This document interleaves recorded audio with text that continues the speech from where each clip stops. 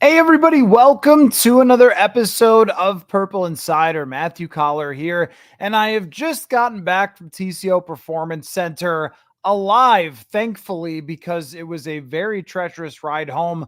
All of a sudden, storm came out of nowhere. Right at the end of practice, things were starting to wrap up, and we start to see lightning off in the distance. Everybody's clearing the facility, and then the skies open up. So it was a very slow and a little bit scary at times ride home, but I am happy and safe now inside the Purple Insider Studios and good to go for talking about a practice on one of the hottest days maybe of my entire existence out there, but they completed the whole practice despite the heat and despite the oncoming storm. And it was actually quite eventful today, the second day in pads for the Vikings offense and defense. And we also heard a lot about the kickoff, though we have not actually seen the kickoff practice during training camp in the portions that are open to the media. So we'll just have to stick to talking about the quarterbacks. What a shame.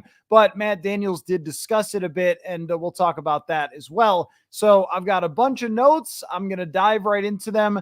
But before we get into it, I want to let you know about our sponsor, US Cellular. And they noticed the way that we use our phones has gotten ironic. We try to put our phones down for dinner, but the menu is on a QR code. That's ironic. We hit like on social media posts that we don't actually like. Also ironic, which is why US Cellular created Us Mode to help us reconnect with each other and use our phones less ironically. A phone company wanting people to use their phones less is ironic. Let's find us again with Us Mode from US Cellular. Visit uscellular.com/built-for-us to get started. It is good to have sponsors. So I'm going to go through my notes from practice today, and you guys react, but also leave questions. And I think that if you watch on a nightly basis, you've got the rhythm of this by now. Ask the questions, and when I'm done going through what my takeaways, then I will answer them and we will have a good time. Vikings off tomorrow, by the way, so I won't be doing a live show because I will not have a practice to react to unless there is some news, which I guess you never know. So let's start with this. Sam Darnold bounces back. You wouldn't believe it, folks, but we couldn't judge the entire quarterback competition based off the first padded practice. Shocking analysis there. But today, I thought that Darnold looked actually quite good. So they did fail at the end in the 2-minute drill. And if he had been able to convert in that drill, then it would have been maybe the best day that we have seen from Sam Darnold, even since he arrived. I thought he threw the ball pretty confidently, completed several passes downfield, ran a bootleg throw that he found Jordan Addison down the field. And the highlight of his day was hitting Johnny Munt down the seam. And Johnny Munt was out there looking like Rob Gronkowski in this one. So what happened, just to set the scene for you a little bit, Johnny Munt and Brian Asamoah got into it after an underneath route. Asamoah was a little too aggressive at pushing Johnny Munt out of bounds. Munt threw the ball at him. They had to be broken up. And then 2 plays later, Sam Darnold threw an absolute BB on a line to Johnny Munt on a seam route where he got it away in the secondary, caught it, and it would have been a touchdown either way, but ran it into the end zone, the whole celebration. Just one of a number of very strong throws from Sam Darnold. And the biggest thing that was happening today, other than that throw, the other one to Addison, there wasn't a ton of deep balls going down the field left and right. In fact, there were a lot of throws that went to Johnny Munt today as the number 1 tight end, and we'll get to an injury in that room in just a minute.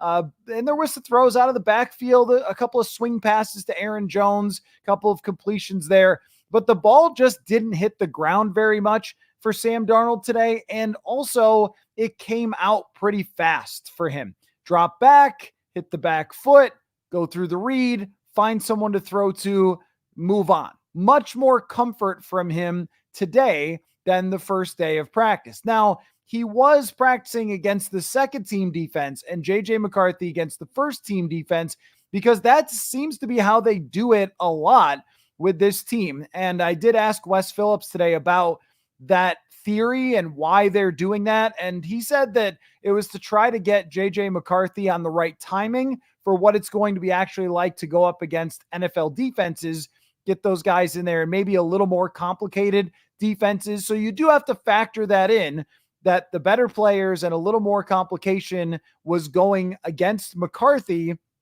than was going against Sam Darnold. Still, that's how they often do it. That's how they did it even when Kirk Cousins was here most of the time. And then when it comes to the situational stuff, the 2-minute drills, that's where it's ones and twos. Maybe that's a little more indicative of what those quarterbacks are going to do. But I did think it was an important day for Sam Darnold to get back on the horse after that first tough padded practice, complete a bunch of throws, look more comfortable with where he was supposed to go with the football, and had a pretty good day overall from start to almost finish. There was a throw that he made on a 4th down to Jordan Addison over the middle of the field, and it was just a nice pass breakup. Looked like it was going to get in there for a first down. That's how the drill ended for Sam Darnold and his pretty solid day going into that off day, which is why the other day when we were talking about this after the first padded practice, my big kind of message is, guys, this isn't getting decided today where this quarterback situation is going, that it's going to develop over a couple of weeks. The next 2 weeks of padded practices will tell us a lot. And then in the 3rd week, they are going to, or whatever, I guess at the 2nd week, I don't know what the day is, that we are going to Cleveland, and then it's the 14th and 15th. So I guess that puts us just over 2 weeks from right now going to Cleveland, and they're going to learn a lot between now and when they face Cleveland in those joint practices. And then that will tell us a lot about where these quarterbacks stand. So each day is going to kind of build on the amount of knowledge that we had. So that's how Sam Darnold looked. A lot of good throws today, a lot of confidence from him today. On McCarthy's side, I felt like he was having a much more difficult time in this practice, even than he did in his first padded practice. But this one was a little harder for him. There were numerous times where he had to scramble, or a couple times where he would have gotten sacked. One where they sent Josh Metellus on a blitz, and it wouldn't have been sacked. It would have been hospitalized because Metellus came through completely free. McCarthy didn't get rid of the ball. It would have been blindside. You are going to the sideline and out of the game for McCarthy. And there were definitely a lot of those moments where you're like, okay, man, that's where you got to get rid of that football. It's got to go somewhere. And at the same time, every single day with JJ McCarthy, there is something mixed in there that makes you say, wow, because of his arm. And there were 2 throws today that were very impressive. And I believe both of them were to Lucky Jackson. For whatever reason, he has great chemistry with Lucky Jackson. And if that's what keeps Lucky Jackson on the team, well, good for him, because it feels like every time we're talking about, yeah, McCarthy had this good throw, who did it go to? It's almost always Lucky Jackson. So both times were today. The first one was in the red zone, an outbreaking route where he just let it rip and was able to find him in the end zone. That's good and had a lot of velocity, but his throw at the end of practice in the 2-minute drill was one I was standing right there near it on the sideline. So I had a great look at it coming toward me. That was one that is a 1st-round draft pick type of throw. It was a deep out, maybe, or I guess it was an out or corner. Maybe it was a corner route. It was an outbreaking route toward me. I was looking at the quarterback, so I didn't see the entire route develop, but I want to say it was probably more of a corner route. So he's breaking out toward the sideline at somewhere around 15 yards as he's making his break.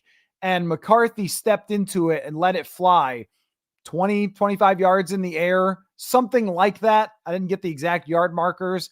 And I mean, just right there, perfect accuracy, tremendous velocity. And you sort of do that's it. That's the one. Even after a practice where there were a lot of moments that you thought he looked like a rookie, there's the talent that shows up, and it has shown up on a daily basis. And it was a great way for him to end it. And that was it right there. He made that throw. Then they just did a handoff. It was like, okay, we're going inside. There's lightning out here. But I also wonder if they had any more plays they wanted to run, but thought, hey, let's just walk away. It's kind of like if you're out in the golf course in the 8th hole and you chip it in or something, you're like, I don't want to play the 9th hole. I just want to walk. I just want to go home.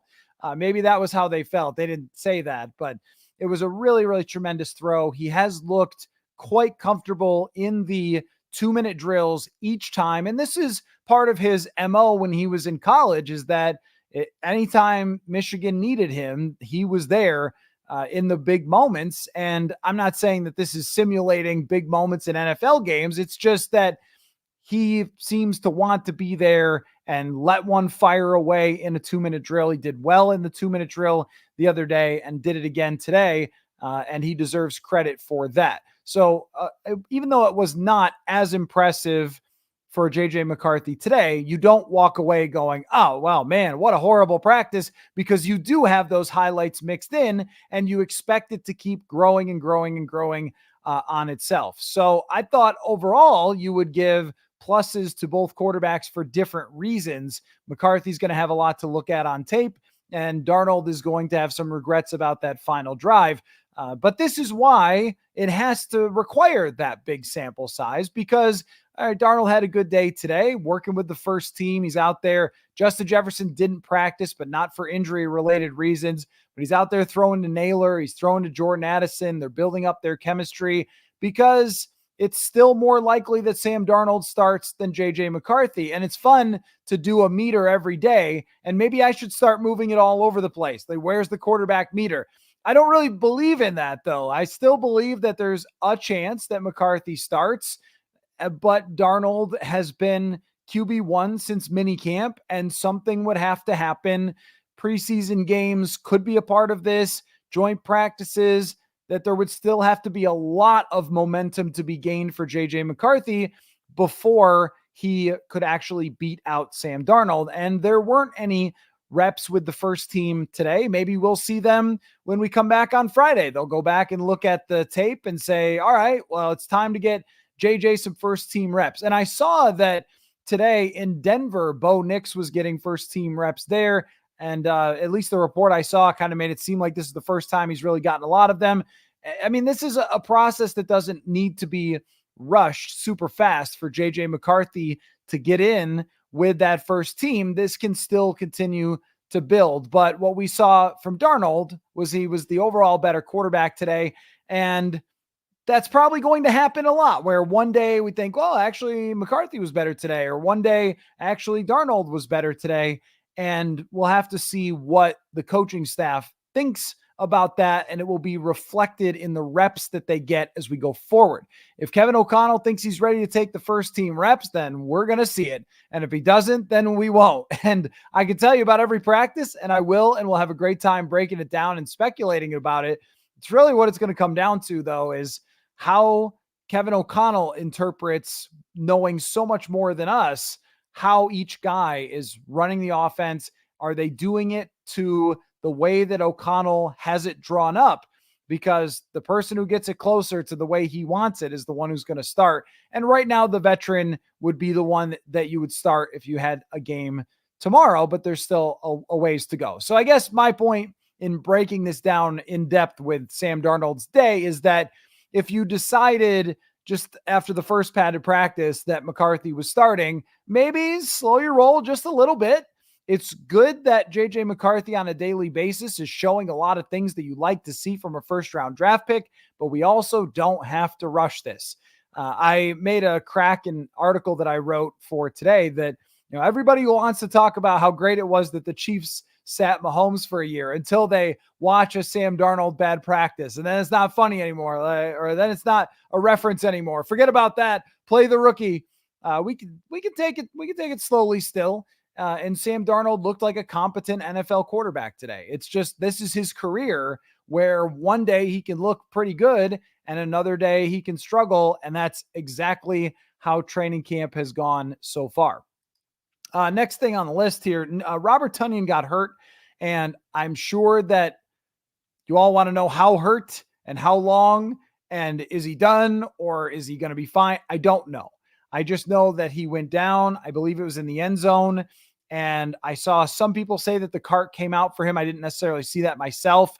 It looked like it was serious, but this has happened before where someone's injury looks serious and then it doesn't turn out to be. So I don't want to declare Robert Tonyan's injury to be serious, but this is a guy that had a pretty big opportunity here to battle for position. We've seen a lot more Johnny Munt. We've seen Nick Muse mix in a little bit. I didn't see Josh Oliver in 11 on 11s, but I did see Josh Oliver in pads and with his helmet. So I'm not sure exactly what that was or where his status is. Like, not enough to miss practice, but I didn't see him running too many 11 on 11s. Johnny Munt got a ton of work today. Tonyan had not flashed outside of one day, but at the same time still had an opportunity here. And if he's okay, then he will still have that opportunity. If it is a serious injury, it's going to be really too bad for somebody who has made a good impression on this team. As far as Nick Muse goes, he's flashed a couple of times throughout this training camp. He's a guy that's battling for position, and just overall, with the tight end room in general, you felt pretty good about how they could replace TJ Hockenson for a few weeks. It just seems that Johnny Munt is going to be the guy. He's going to be TJ Hockenson and play that role. And honestly, he didn't do a bad job of it last year. It just felt like Tonyan was more of a wide receiver-ish tight end than Johnny Munt, who had spent most of his career as a blocker. But tight ends develop slowly, and Munt has done a good job overall in this training camp. And when he was in last year at the end of the season, Oliver is so much more of a blocker that that's going to be his role. He can play in the passing game, but he is an elite blocker. That's where he's going to be at his absolute best. And it looks like Munt is going to take on the rest of the work if Robert Tonyan is out for a portion of time, out for camp, out for the season. We just don't know. And if anybody sees it on Twitter, feel free to let me know if his agent, sent somebody a text and told them what's going on, but we haven't gotten any report yet on Robert Tonyan's health. Fabian Morrow, everybody get used to number 39, I think. Fabian Morrow, because he was playing a lot today in training camp, mixing in with the first team along with a Caleb Evans. This team has no patience for their defensive backs. They want them in, and they want them in now. They are not going to slowly bring them along when it's a veteran like Bobby McCain or Fabian Morrow. You're on the team, go play with the first team. And that's what Fabian Morrow was doing a lot of. And of course, that meant not a whole heck of a lot of Andrew Booth Jr. And my suspicion was yesterday, and this doesn't make me Sherlock Football Holmes, but my suspicion was that would be the guy who got pushed essentially onto the bench, was Andrew Booth Jr. And that is more or less what we observed out there today. Not that Andrew Booth wasn't getting some reps, but for Fabian Morrow to come in and right away take them while Andrew Booth is a second-round pick and is in his third year with this team, pretty telling about how they feel about Booth Jr. And at this moment, maybe he would make the team as the final cornerback, but I mean, Morrow's got to practice and show them what he's got, and he's got to fit in, and they have to be impressed enough with him to be able to trust him. It just seems like already they were willing to go, all right, get in there, first team, and rotating in a bit with the Caleb Evans. They also, by doing this, are showing their commitment to using more of Byron Murphy Jr. in the slot. And I think that's good because it gives them more flexibility. It also is his better position throughout his career. And when he signed here, that's what he thought he was going to do. And then last year, just by necessity, he ends up playing almost all outside corner, and Josh Metellus ends up as the nickel. But Metellus is not a one-on-one guy in the nickel. I mean, he could play back in a zone, but it's not like you want a safety / linebacker type like Josh Metellus taking on some of the fastest receivers in the league at nickel. That's where you'd much rather have situationally, or just a week-to-week scheme, an option to have Byron Murphy Jr. there. And there were times where Metellus was back at the deep safety today, and he's probably going to do that a bit more with Harrison Smith being up there in age and them wanting to take a little bit of the workload off of him. But interesting enough that the new guy get your key fob, get in the building, and get in front of Andrew Booth Jr. on that depth chart.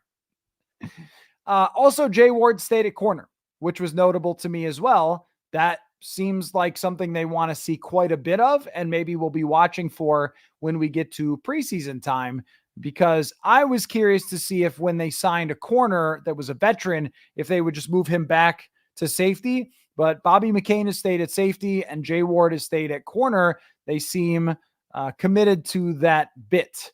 Last thing here on the list is Matt Daniels talking kickoffs.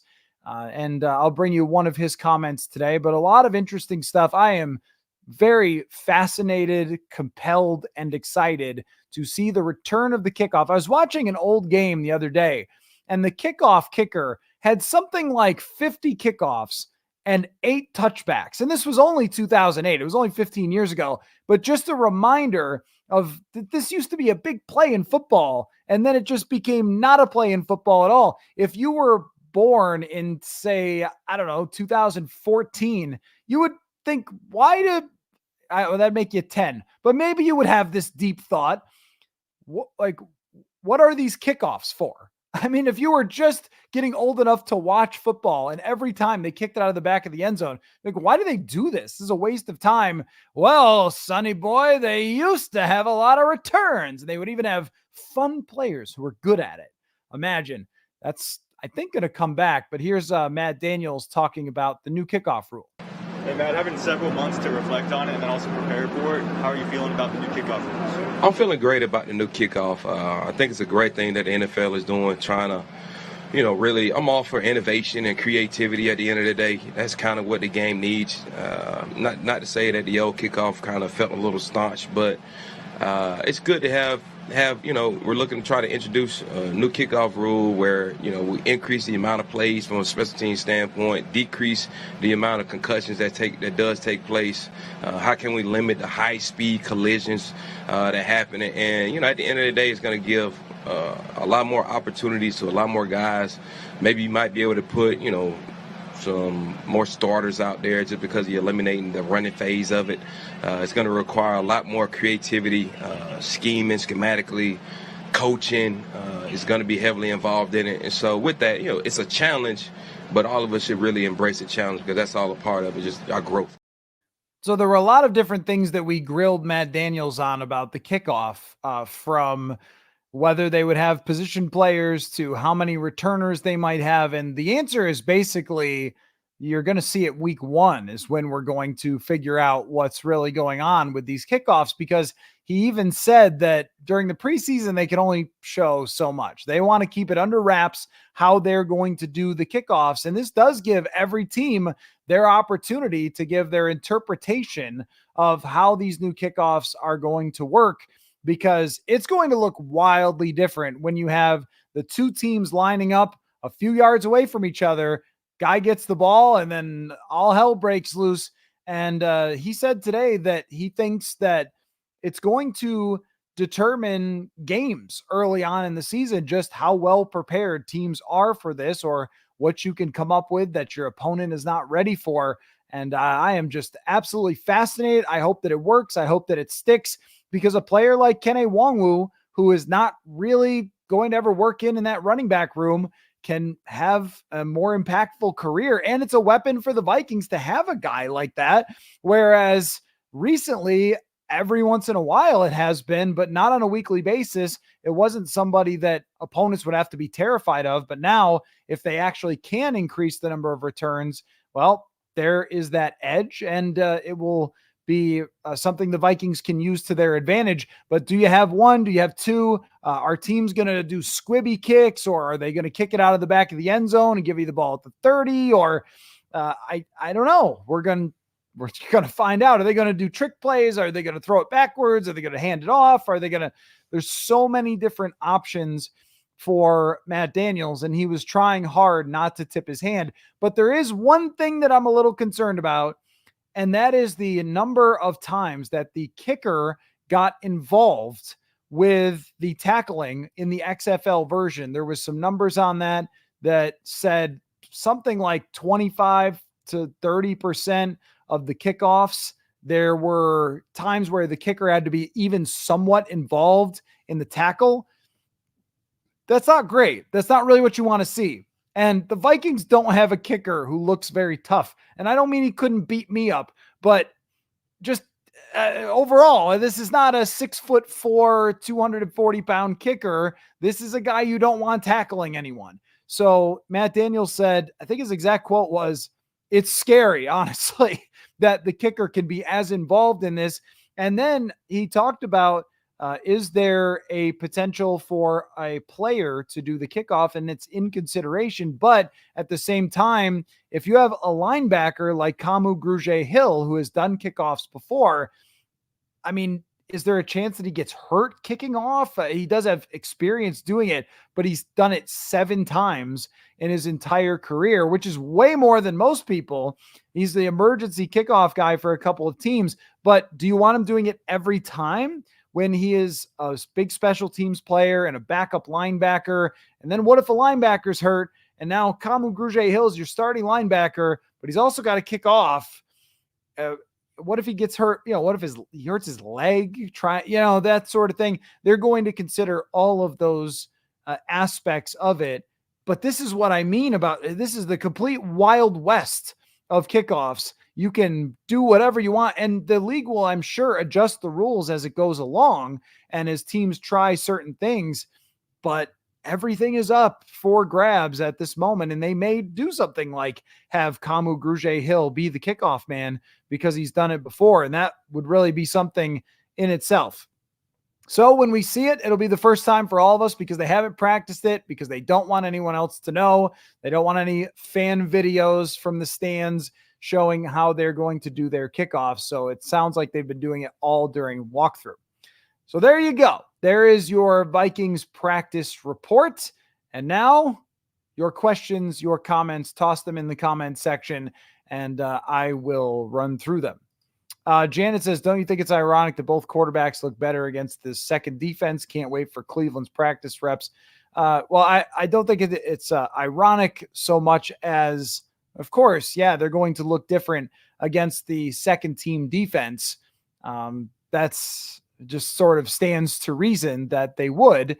And I think as camp goes along, you'll get more ones versus ones. You'll do a lot more situations because the way that it's working now is they're still putting in things, installing things and getting everybody comfortable with what they're doing. But then at some point it goes to situational 2 minute after 2 minute after 2 minute, where they're doing a lot of that work. This is more of a time where the quarterback is still getting locked into the playbook, getting the calls out, getting the reads out, going back to Josh McCown and Kevin O'Connell and having conversations. All right, well, it's supposed to actually work like this. Sometimes they might have to do it again if it didn't work the way they wanted to. And then when we get to, the Cleveland practice reps, or when we get to a little later into training camp, then we'll see more of the situational stuff and get more of a look at it. But it's not shocking that they would do better against the second defense. Although I would say that the cornerbacks for the second defense aren't a whole lot different at this point than the cornerbacks of the first defense. So the guys that you're throwing against might not be totally different. But with McCarthy, I don't see any problem with it. I think it's a good idea to simulate the actual speed. That's why I asked, because I didn't know. And that's why I asked Wes Phillips. And the idea is to get closer to simulating the actual speed that he's going to face going 2s versus 1s. Now, I'm not sure why they did it so much with Kirk Cousins, and Mike Zimmer never did this. It was always 1s. And I asked a national reporter who travels around to different training camps, I'm like, are we the only team that does this here? And he said, that he hadn't seen other teams go 1s versus 2s, 2s versus 1s. So an interesting theory for them to do it. David says, are JJ's low points repeating themselves? The low points are always kind of the same with how it looks, which is normally just the ball doesn't quite come out on time when it's supposed to, which probably means that he just didn't see something quick enough or identify, or the defense looked a little bit different than he thought it was going to look, or maybe he didn't decide to scramble quite enough. In training camp practices, this is where it's way different than the games. you're not jumping to scramble because your life isn't in danger with edge rushers coming at you because you know they can't hit you. It's in the back of your mind. So you can wait and you can wait and you can wait. In a real game, there are a few times where I'm sure he would have scrambled earlier with the way the pressure was coming on rather than waiting and looking for something. But I mean, the low points are really, that looked like he couldn't find anybody open or just maybe didn't identify something quick enough. But I think it's important that the low points haven't been wild inaccuracy. That is important. That I have not watched McCarthy and thought, this guy's spraying the ball all over the place. This guy looks like me off the tee. Normally I'm pretty decent off the tee, but you get my point. He's not hooking them into the woods. He's not overthrowing people. One time when I was in Buffalo covering the Bills, EJ Manuel hit a hospitality tent. It was so far off and he threw a deep ball that it traveled over this track that was going around the field and hit a tent. Like there's been nothing like that as far as crazy inaccuracy. And during minicamp, it wasn't timed out very well and it didn't feel very accurate. And it hasn't been, oh man, he missed that guy by a mile. There have been some, but it hasn't felt on a play-to-play basis like, gosh, this guy is going to have to learn how to throw a football. He knows how to throw a football, and it's all about getting down the timing and the plays and stuff like that. But it's definitely not been insane inaccuracy, which I think was the biggest worry was, will this quarterback be able to develop his accuracy? But what we're learning is that accuracy is half just the technical parts and knowing where to throw the ball and on what time, and then half how you do this and throw the ball. And with someone like Drew Brees, for example, those technical parts were so good, understanding the offense, where to throw it, what on time to throw it, that it looks even better than it actually is accuracy-wise because he was so technically smart. That's where J.J. McCarthy is coming along. But no, I mean, that would be the one that would be obvious to me. Now, maybe Kevin O'Connell knows, yeah, man, he can't get down this one thing or that thing, but I don't know what the play calls are. I can only see what the results are. And it doesn't look like there's been some sort of crazy thing that he's doing over and over and over again. Sean says, do you think the amount of attention Munt is getting is a sign that he will be the primary tight end receiving option while Hawk is recovering? Yes. Yes, I do. As of this moment, Johnny Munt would be tight end one starting, no question about it. In fact, I don't know that Robert Tonyan took any first team reps even before he got hurt. It's been all Johnny Munt. This is somebody that the coaching staff brought over with them from Los Angeles. They clearly trust him. They brought him back as a free agent. He really wasn't much of a receiver in Los Angeles, but they must have seen something that they thought he could be, and he catches the ball generally. So they believe in Johnny Munt as someone who can take on as much as they ask him to do as the tight end number one. And the fact that he already had a little bit of experience last year means almost without question that he's going to be. And then Oliver is going to continue to do his role, which is that tight end two blocking role. And we'll see about Robert Tonyan's health. I was thinking Tonyan is probably tight end three. Going into training camp, he had more experience as a receiver. I wondered, okay, because he's a better receiving tight end historically, is he going to win this job? But I think Munt knows the offense so well that he's got a pretty big edge there. Evan says, this might be a dumb question, but I haven't been to training camp yet. So what do Will, Seth, and Ryan do all day? Okay, this is one of the funniest things of training camp. What they do all day is a great question because one time ever, we paid attention to the kicker during training camp practice. And that was when they traded for Corey Vedvik, 5th round draft pick for the kicker / punter. And if you guys remember Paul Hodowanik, former Purple Insider intern / employee, now working for PGAtour.com. Paul's job as an intern, not for me, but he was interning for, I think, one of the TV stations, was to go around and video everything that Corey Vedvik did that day. And so it was taking a few punts to a Vikings intern, and then it was kicking a couple of field goals over by himself. It was not exciting. They kind of, not to disrespect their job, training camp is not their time of year. They kind of stand around, and I don't look at them a whole lot, so I can't tell you every single thing they do, but they take their kicks over on the side field. They do some punting over on the side field, and I don't know what else. Then they wait for their turn to get out into the actual reps. I mean, they do have drills where they're punting to the punt returners and they're doing certain types of punts. But those drills don't last that long. And then they go back over to the other field. And I think Kevin O'Connell mentioned something about Will Reichard going to US Bank Stadium and practicing.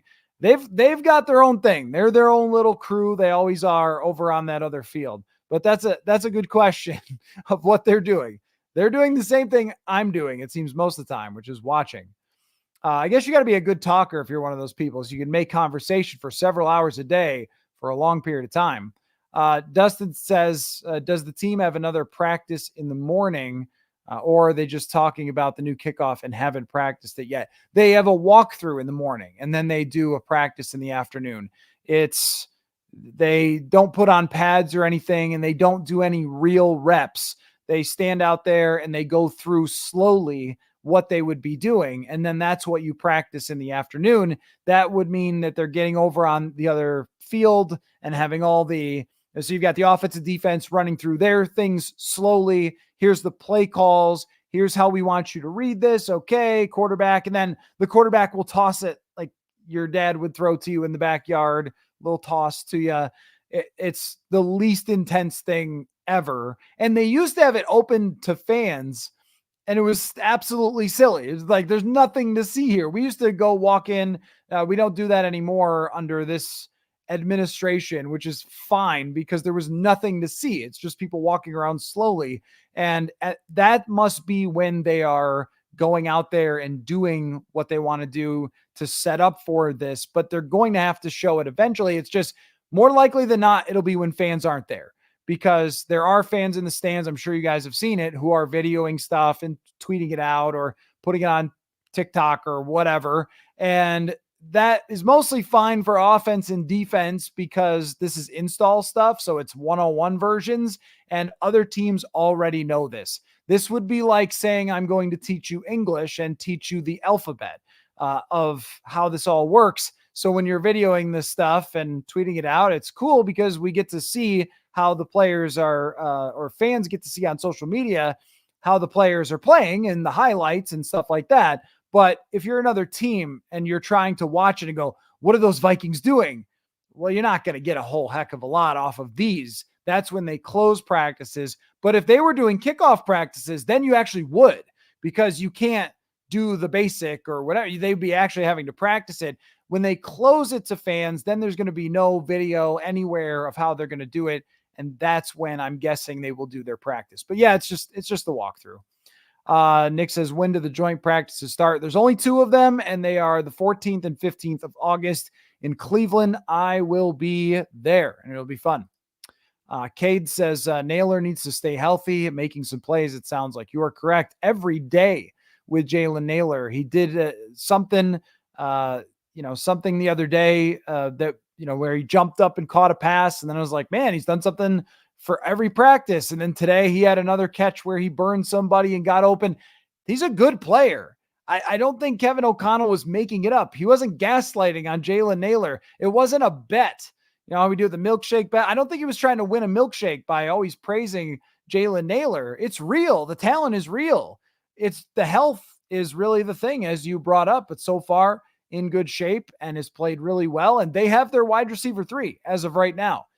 Respect to Brandon Powell and the role that he has on this team, but it's wide receiver 3, Jalen Naylor at this moment. And there isn't really any question about that.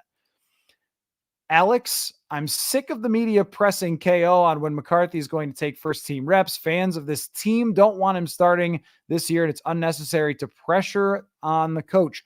That is the job, is to ask the coach what's happening with the football team and to get answers for you kind people. It is Kevin O'Connell is, I believe him and I, are we the same age? I think, is he a 38-year-old man? He's a 38-year-old man who runs a $6 billion organization. He can absolutely answer what's going on with the first and second team reps of the football team. Trust me, my or Kevin Seifert or Judd Zulgad or whoever's questions to Kevin O'Connell are not bothering him. They are not pressuring him. He is prepared for them. Every interview that he ever gets, guess what the question is? When's JJ McCarthy going to play? And Kevin O'Connell knew when they drafted JJ McCarthy that people were going to ask him, when's JJ McCarthy going to play?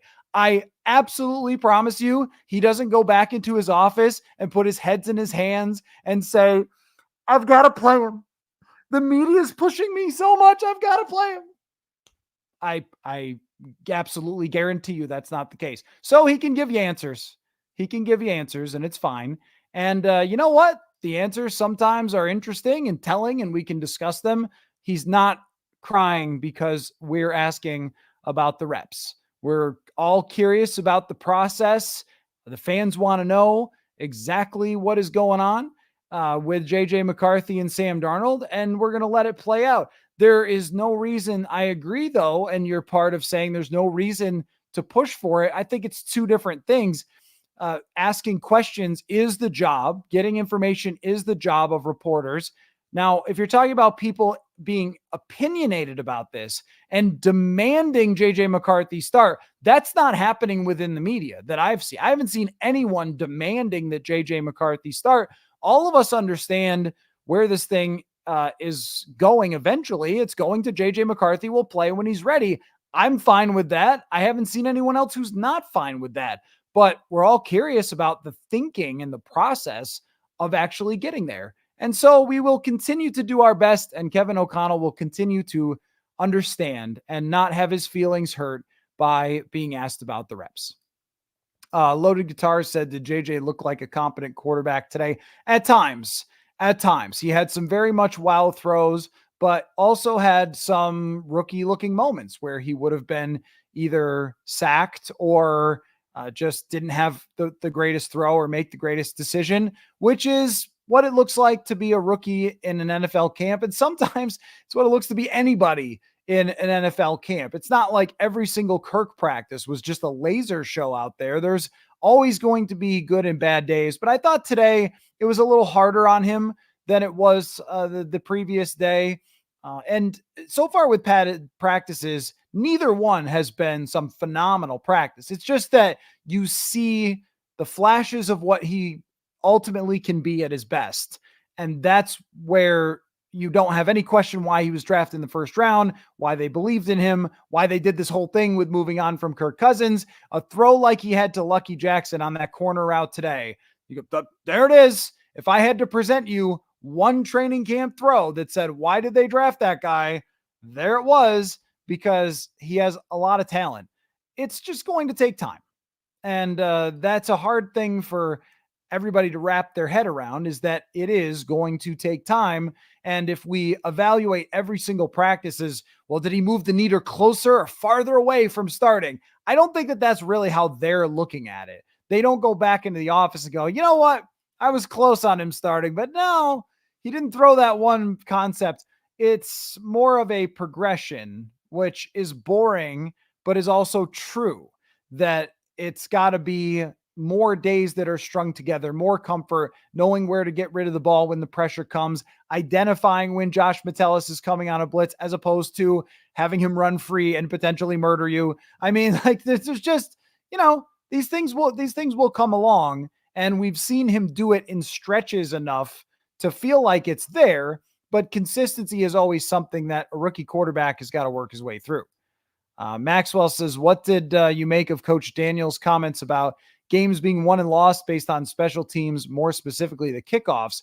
Feels like he's spot on. Yeah, he said in the first couple of weeks, and that's where I totally agree with him, is it's kind of like, remember the pass interference rules, or even the rules where they were going way over the top for protecting quarterbacks for a little while there, where anybody that even bumped into a quarterback just got a flag. That still happens to some extent, but that one year they were going nuts with it.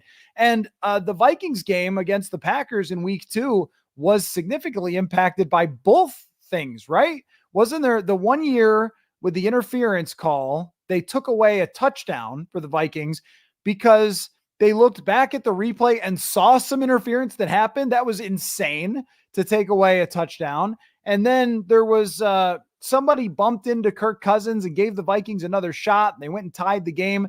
That was in 2018. I don't know. I don't know what this is going to look like, because the NFL needs a couple weeks usually to refine these things. And that doesn't just mean the rules wise, it also means the coaches. And this is what Matt Daniels was saying, is the first couple weeks, everybody's going to throw everything at the wall and see what sticks. And then after several weeks, they'll make their adjustments and they'll get it figured out and it'll be okay. But it's going to be pretty wild for those first couple of weeks, and adds another layer. We're all always incredibly excited for football. Adds just that extra little layer of intrigue to this season. I shot you 99. Are you excited for some football tomorrow? No. I mean, I know you guys know that I'm crazy about football, and yes, I will watch, but not since I was maybe 8 have I been excited. I do have standards, folks. Okay. Watching Vikings Panthers from 2008. I would rather probably do that than watch the Hall of Fame game. I do have some standards for watching, Tyson Bagent versus, I don't even know who the heck they're playing. If Caleb Williams was going to play even one series, I would definitely tune in, and I'll check it out for a little bit early on, the pomp and circumstance of the whole thing happening. I assume you mean the Hall of Fame game is happening tomorrow. It always feels way too early. Like, okay, this is not okay. And the game has never been good. So no, I do have a little more standards than just anything where a pigskin is being hucked, then I'll watch it. It's got to be at least decent, at least regular preseason action for me to get too much into it. Cal says, I was at practice today. If JJ got to play behind the starting offensive line, he would outplay Darnold. Second offensive line couldn't stop anything. Darnold would not survive what JJ has to deal with. I don't know. I don't think that any of that's really true. I just, what they're doing with McCarthy makes a lot of sense, is to give him faster reps. But you're blaming the offensive line when the quarterback is not used to the speed yet, which is fine. For a rookie, that's what he's doing. He's getting used to the speed. But the ball should have just been coming out. We can't do this anymore where we just blame the offensive line all the time. We got to do that for quite some time with Riley Reif and Mike Remmers and Dakota Dozier and Drew Samia. It's a pretty solid offensive line. I know you're saying the second unit. This is the best second unit in the NFL. I mean that. Dalton Reisner, David Questenberry, this is Dan Feeney. This is a good group. It was really the fact that McCarthy wasn't getting the ball out on time on every rep. And again, that does not mean that he shouldn't play or that he is a bust or whatever. It just means that will have to happen and come along as he goes through training camp. Getting the ball out with timing and rhythm is the hardest thing to do in football. If you can do it, you can make it. If you can't, you won't. This is why Brock Purdy and Tom Brady are 6th and 7th round draft picks, and Trey Lance isn't good, and 100 other high draft picks, because they couldn't get the ball out on time. And that's the difference. And already I've liked what I've seen as far as McCarthy. He doesn't have, he's not lost out there. He doesn't have the Kellen Mond look on his face. But when you're facing the number one defense and it's all moving very quickly and you got to speed up everything that you do, there's going to be days where you go, okay, that wasn't a great day. And then you're going to have to do it, tomorrow and get going. So, that's all there was really to it. I mean, I thought Sam Darnold just had a good practice, and he'll continue to probably be QB1 for a little while here with the first team, and we'll see how it plays out and when they decide McCarthy is ready for those first team reps. Shane says the QB competition is must talk, but I am more curious about the backup edge competition. How is the battle with guys like Anthony? I assume you mean Andre Carter, the UCLA kid, which would be Gabriel Murphy, and the AF guy, which means something else, but you mean Air Force.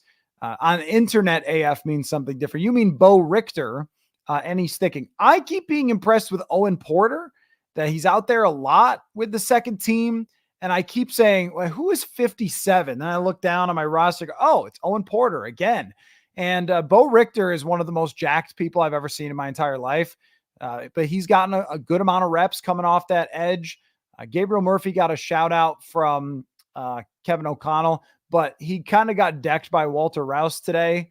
That's when, it's really coming there. Kind of got pancaked a little bit, but Murphy has stood out enough. I have a better look at the right defensive end, so I get to see who's in there more than the left one, just based on where I'm standing. So there might be some good reps happening on the other side that I can't really see. I think that what they've gotten so far is a very clear top 4, and it is still open for the rest of them. Andre Carter's getting a lot of reps, hasn't really stood out to me. But again, I'm watching the quarterback so much that if you ask in the second padded practice, well, what's going on with Andre Carter? Okay, well, if I really notice him, it means he's smoking somebody, and he hasn't really done that.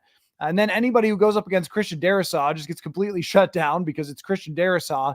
We'll see how it plays out. What will be really telling is when they play the preseason games, because those guys will have a big time opportunity. So who gets the top reps, who gets the snaps in the preseason games? But I've liked what I've seen from Owen Porter. He's been lining up on my side quite a bit. And Murphy comes across like he's first of all, he's a very big guy. I guess he didn't have the right arm length. I'm like, I don't know, looks big to me. But there's some talent there. I'm intrigued. Evan says, I don't think anyone's interested in seeing Texas and Bears play tomorrow, but I'll be watching to see the new kickoff. Great point. Yeah, that is a great point, Evan. I will want to see just even the first look at it, but it does appear that teams are going to hide what they do. Okay, good point here. Punter kickoff. We have big punters. Seth Vernon was a player. He was a wide receiver or maybe a tight end. He was a wide receiver, I think, in college. He's quite big. Yes, that is a very distinct possibility. Will Reichard is not really a guy that you want tackling people. It's just a fact. I would much rather it be Seth Vernon. Maybe you keep 2 punters just in case. I don't know. There's so many different ways that they could go about this that I have no idea how it's going to play out. And when was the last time where you went into an NFL season going, this thing they're doing? Who knows? I don't remember. I honestly don't. Instant replay, you have to be quite old for that. When they brought back instant replay and you said, like, I don't know how instant replay is going to impact things. Was that 99? There was a Jerry Rice fumble that cost the Packers from winning a playoff game, which I know makes you guys very sad. But I think it was after that the league went back to replay. Someone have to tell me. That was maybe the last time. The reviewing interference was another one that you just knew it was going to be a significant impact. And those things, replay stuck and they grew with it. But the interference, that was a mess from day one in preseason, and it remained a mess till about the end of the season. I thought they started to get it right, and then they canceled it. Wish they would bring it back in a better capacity. But anyway, we can argue over pass interference all fall again for the 100th straight year. Dave, is the plan to just keep throwing darts at the DB room and hoping to fix something? There's really not a whole lot else you can do. They went into this thinking that you had Mekhi Blackmon, who was maybe a rising star, showed flashes of that last year, Shaq Griffin, a veteran, man coverage expert, and Byron Murphy, who's a very solid NFL corner. That doesn't sound too bad. It doesn't sound amazing, but it doesn't sound too bad. Once you're down Mekhi Blackmon, then it's more of a mad scramble. That was the guy who was supposed to be the guy. And then he's out instantly. So what can you do? You go get Fabian Morrow and you give Caleb Evans all the chances that he can get. The starting 3 were going to be probably all right. That's how cornerback rooms work, is you get down one, that it's hard to create a lot of depth there. And sometimes who your 4th corner is makes all the difference, because they do get hurt all the time. But having someone go out for the season right away, that was absolutely brutal. So yes, Fabian Morrow is kind of a dart, but he is a consistent dart who over the last 3 years has been the same guy, same average, which we determined, and I got emails on and I got texts on and I got everything. C is average. Okay. I was wondering last night, is like the C or C plus, like what ends up being in the middle? And I guess I should have known that. That makes me think that my high school performance wasn't that bad. I was just average, just right in the middle with all those C's. C's make degrees, and I got just enough to be here now. Scott says, has anyone asked McCarthy about whether he was fed play calls at UM and is comfortable reading defenses? I don't remember how he said that it worked at Michigan. I think he said this somewhere in some interview, what they did. I don't know if he was a guy that was just getting the giant play cards over on the side, or maybe they didn't do that as much because they had to be, because they were stealing other guys, other teams. I'm not entirely sure. Is he comfortable reading defenses? No one coming out of college is comfortable reading NFL defenses, period. Doesn't matter if you did it or not. I remember Cam Newton, and they talked to him on the John Gruden QB camp, and he was asking him to break down a play of his. And he said, what is the play call? And he's like, number 6. They didn't have complicated play calls, and they didn't have complicated reads because it's not the NFL. You just got to learn it. The defenses in college, they try their best. But when you're playing UNLV or something, no disrespect, it's not playing the Green Bay Packers, and doing something for Matt Eberflus's defense in Chicago is just going to be so much more complex. I'm sure that there are reads because it was a pro style as much as you can be in college. So of course there are reads of the defense, and having an understanding after the snap and before the snap what your options are. And you could see him doing that in college, but it's only a flash of that in comparison to what the NFL is. And that's why it does take a little while. Anthony says, how's Jerry Tillery looking? Does he look the part of someone who could be an X factor for us this season? Well, as far as his actual reps go, that would be something I'd have to pay closer attention to when he is in there. He is rotating in, and he's getting first team reps along with Harrison Phillips. And he is enormous and started to show progress last year. So I guess that's a yes.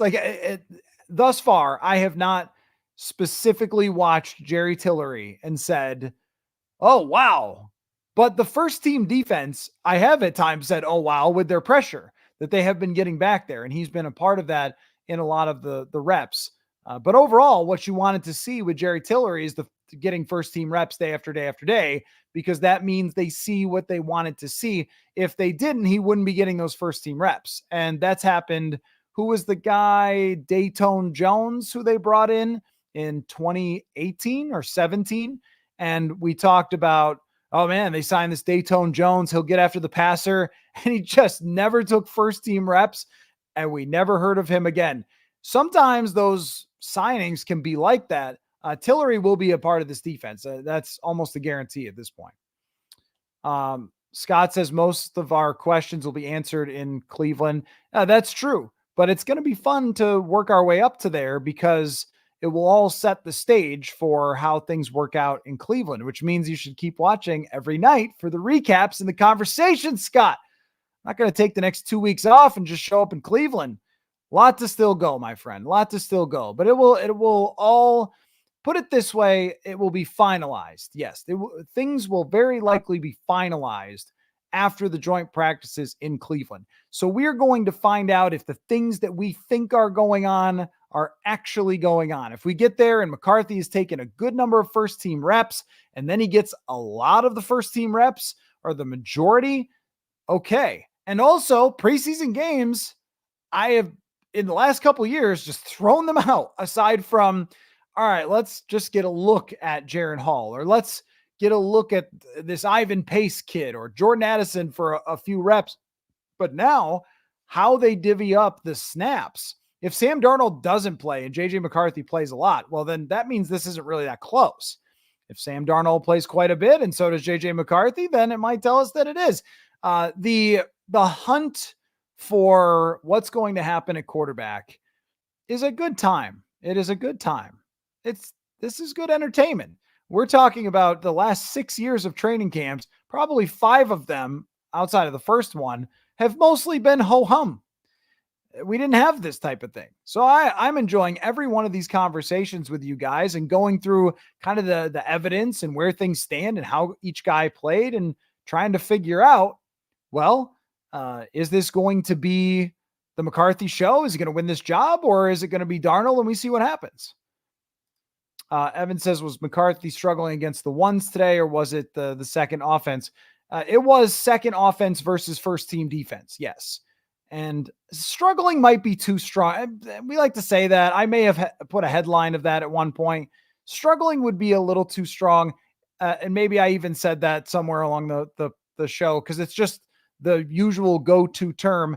I think the way I would put it is that it wasn't very consistent. And there were times that it was pretty clear that things happened a little too fast for him because he's a rookie and because he's facing the first team. When he went up against the second team in the situational drill, he had one really good throw, and then it rained and it was about to rain. Practice was getting to the end.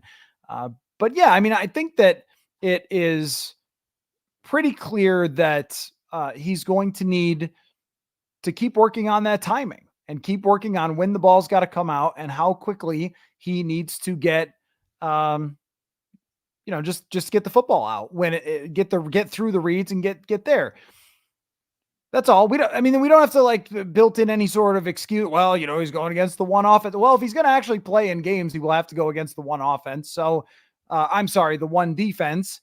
So it's a fine idea to have him do that in practice to try to get him up to speed of how this works. Sam Darnold doesn't need that because Sam Darnold has played in the NFL for a long time. He knows what NFL speed is, and he can just work it that way.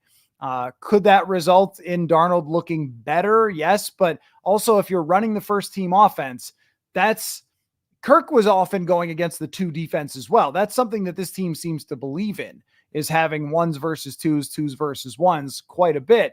So this isn't like a new strategy that they're using just for this quarterback competition. But McCarthy getting reps with Justin Jefferson is really what we're looking for as an indication that he could be winning this job.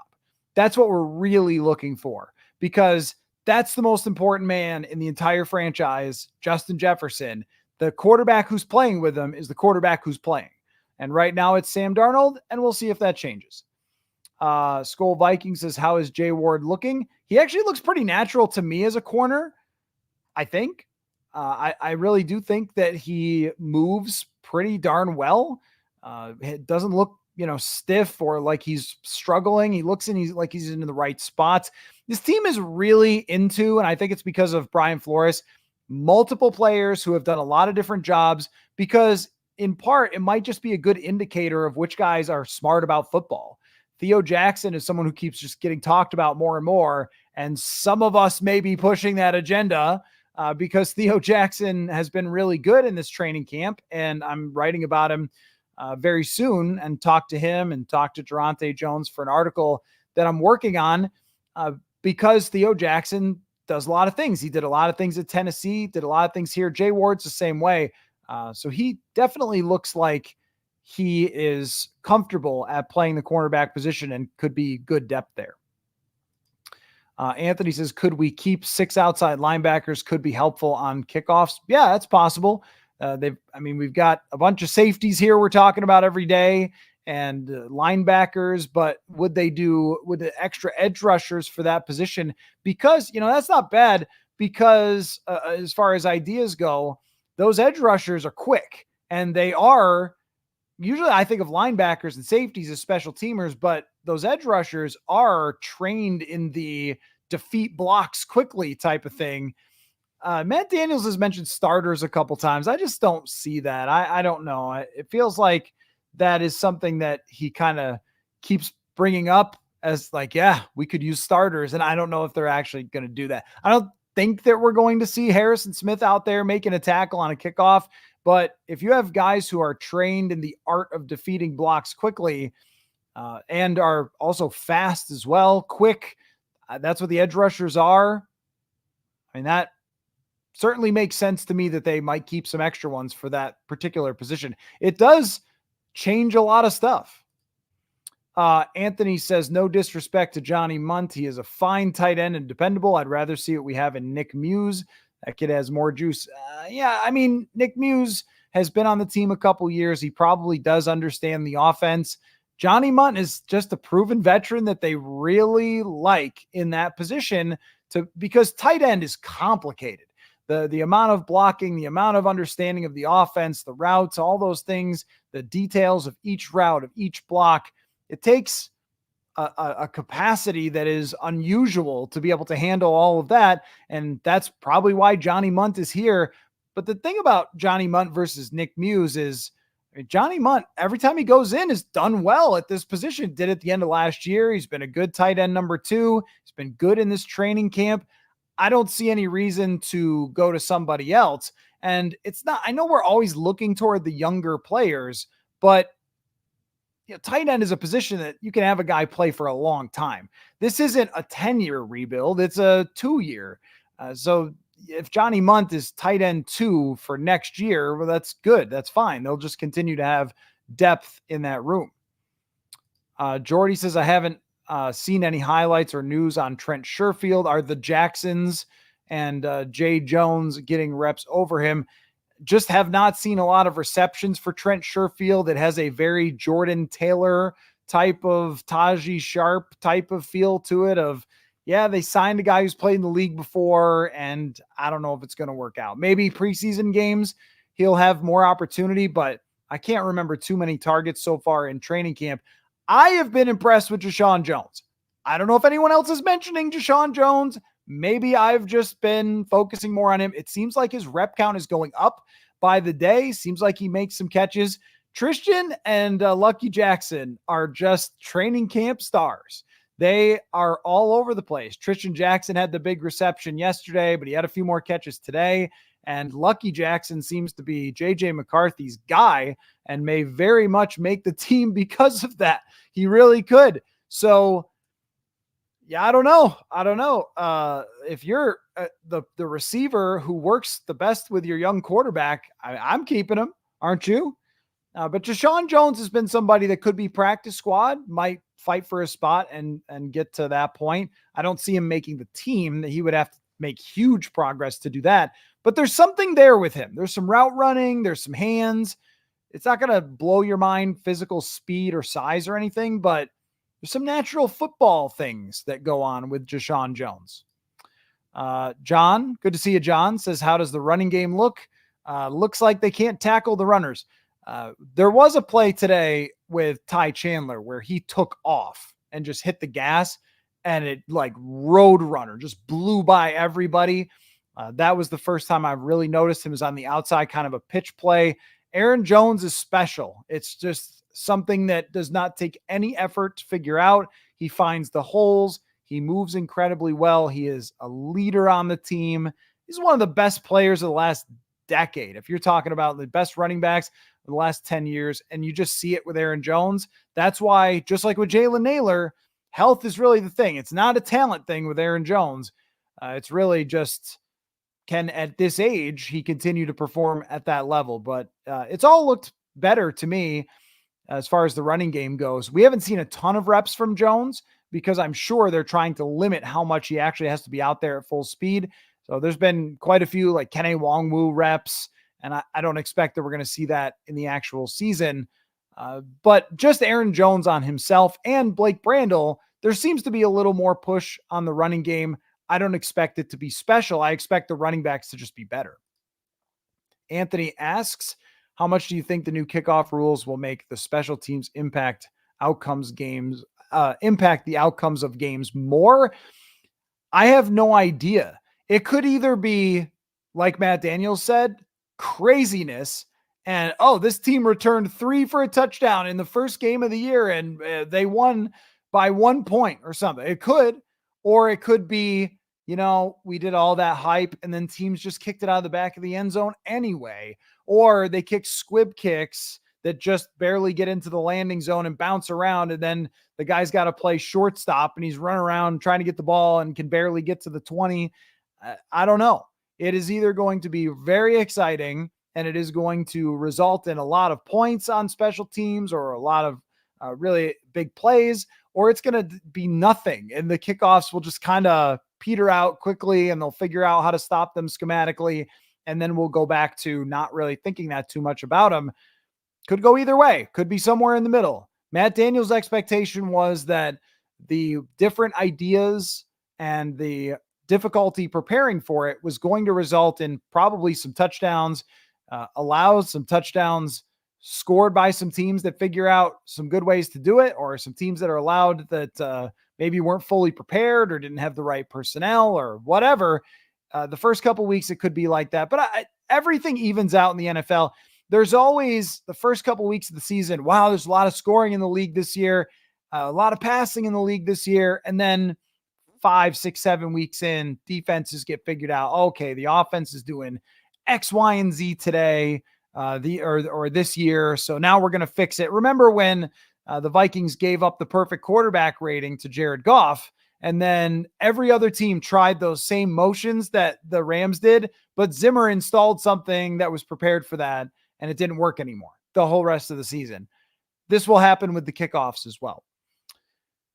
Real quick, before I carry on with your questions, I want to let you know that you should take a quick trip to Las Vegas if you have the opportunity to stop in to my favorite place in Vegas, Circa, because the Circa Million and Circa Survivor contests are back. For the Circa Million, you pick 5 teams against the spread every week, and the winner takes home $1 million. The Survivor contest is legendary. Pick one team straight up to win each week. And if you go 20-0 or you're the last person standing, then you are a millionaire. Last year, there were 4 winners who split $9.2 million. Costs $1,000 to enter, but if you win, you are a millionaire. So you have to register in Nevada, at Circa, in Las Vegas, Henderson, or Reno, and you have to do it before the season starts. I am actually going out there on August 22nd and 23rd with Brian Murphy, and we're going to do some shows from there to promote their Millions and Survivor contest. We did it last year. It was a really fun time. So we will be doing it again, and that will be great. It's just hard out here being me, having to go to Vegas for free and stay at Circa and do shows with Murph. It's going to be tough. I'll work my way through it. And if things get really hard, I'll just go to Stadium Swim where they have all the pools and sports. That's how I will deal with it emotionally. But that'll be really fun. So if you're headed out there for anything, or even just if you're making a stop, like on a flight somewhere, it's a good idea. Stop off there at Circa. Anthony says, if we are able to get our secondary button up just enough, our pass rush lives up to what it should be. The talent in the room, our defense should be fine. Maybe top 10. Yeah. I was just talking about this with somebody today.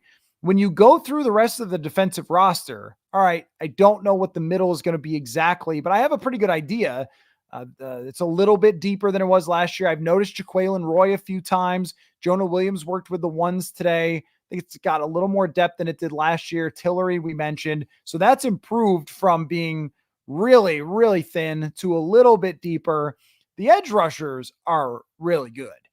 Dallas Turner so far has been fantastic. Exactly what you want from a first round pick.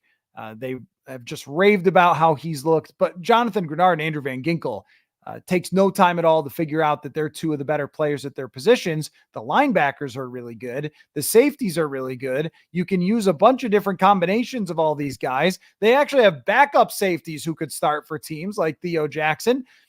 There's talent on this defense enough to be good. The thing that I would be concerned about is really who you're playing.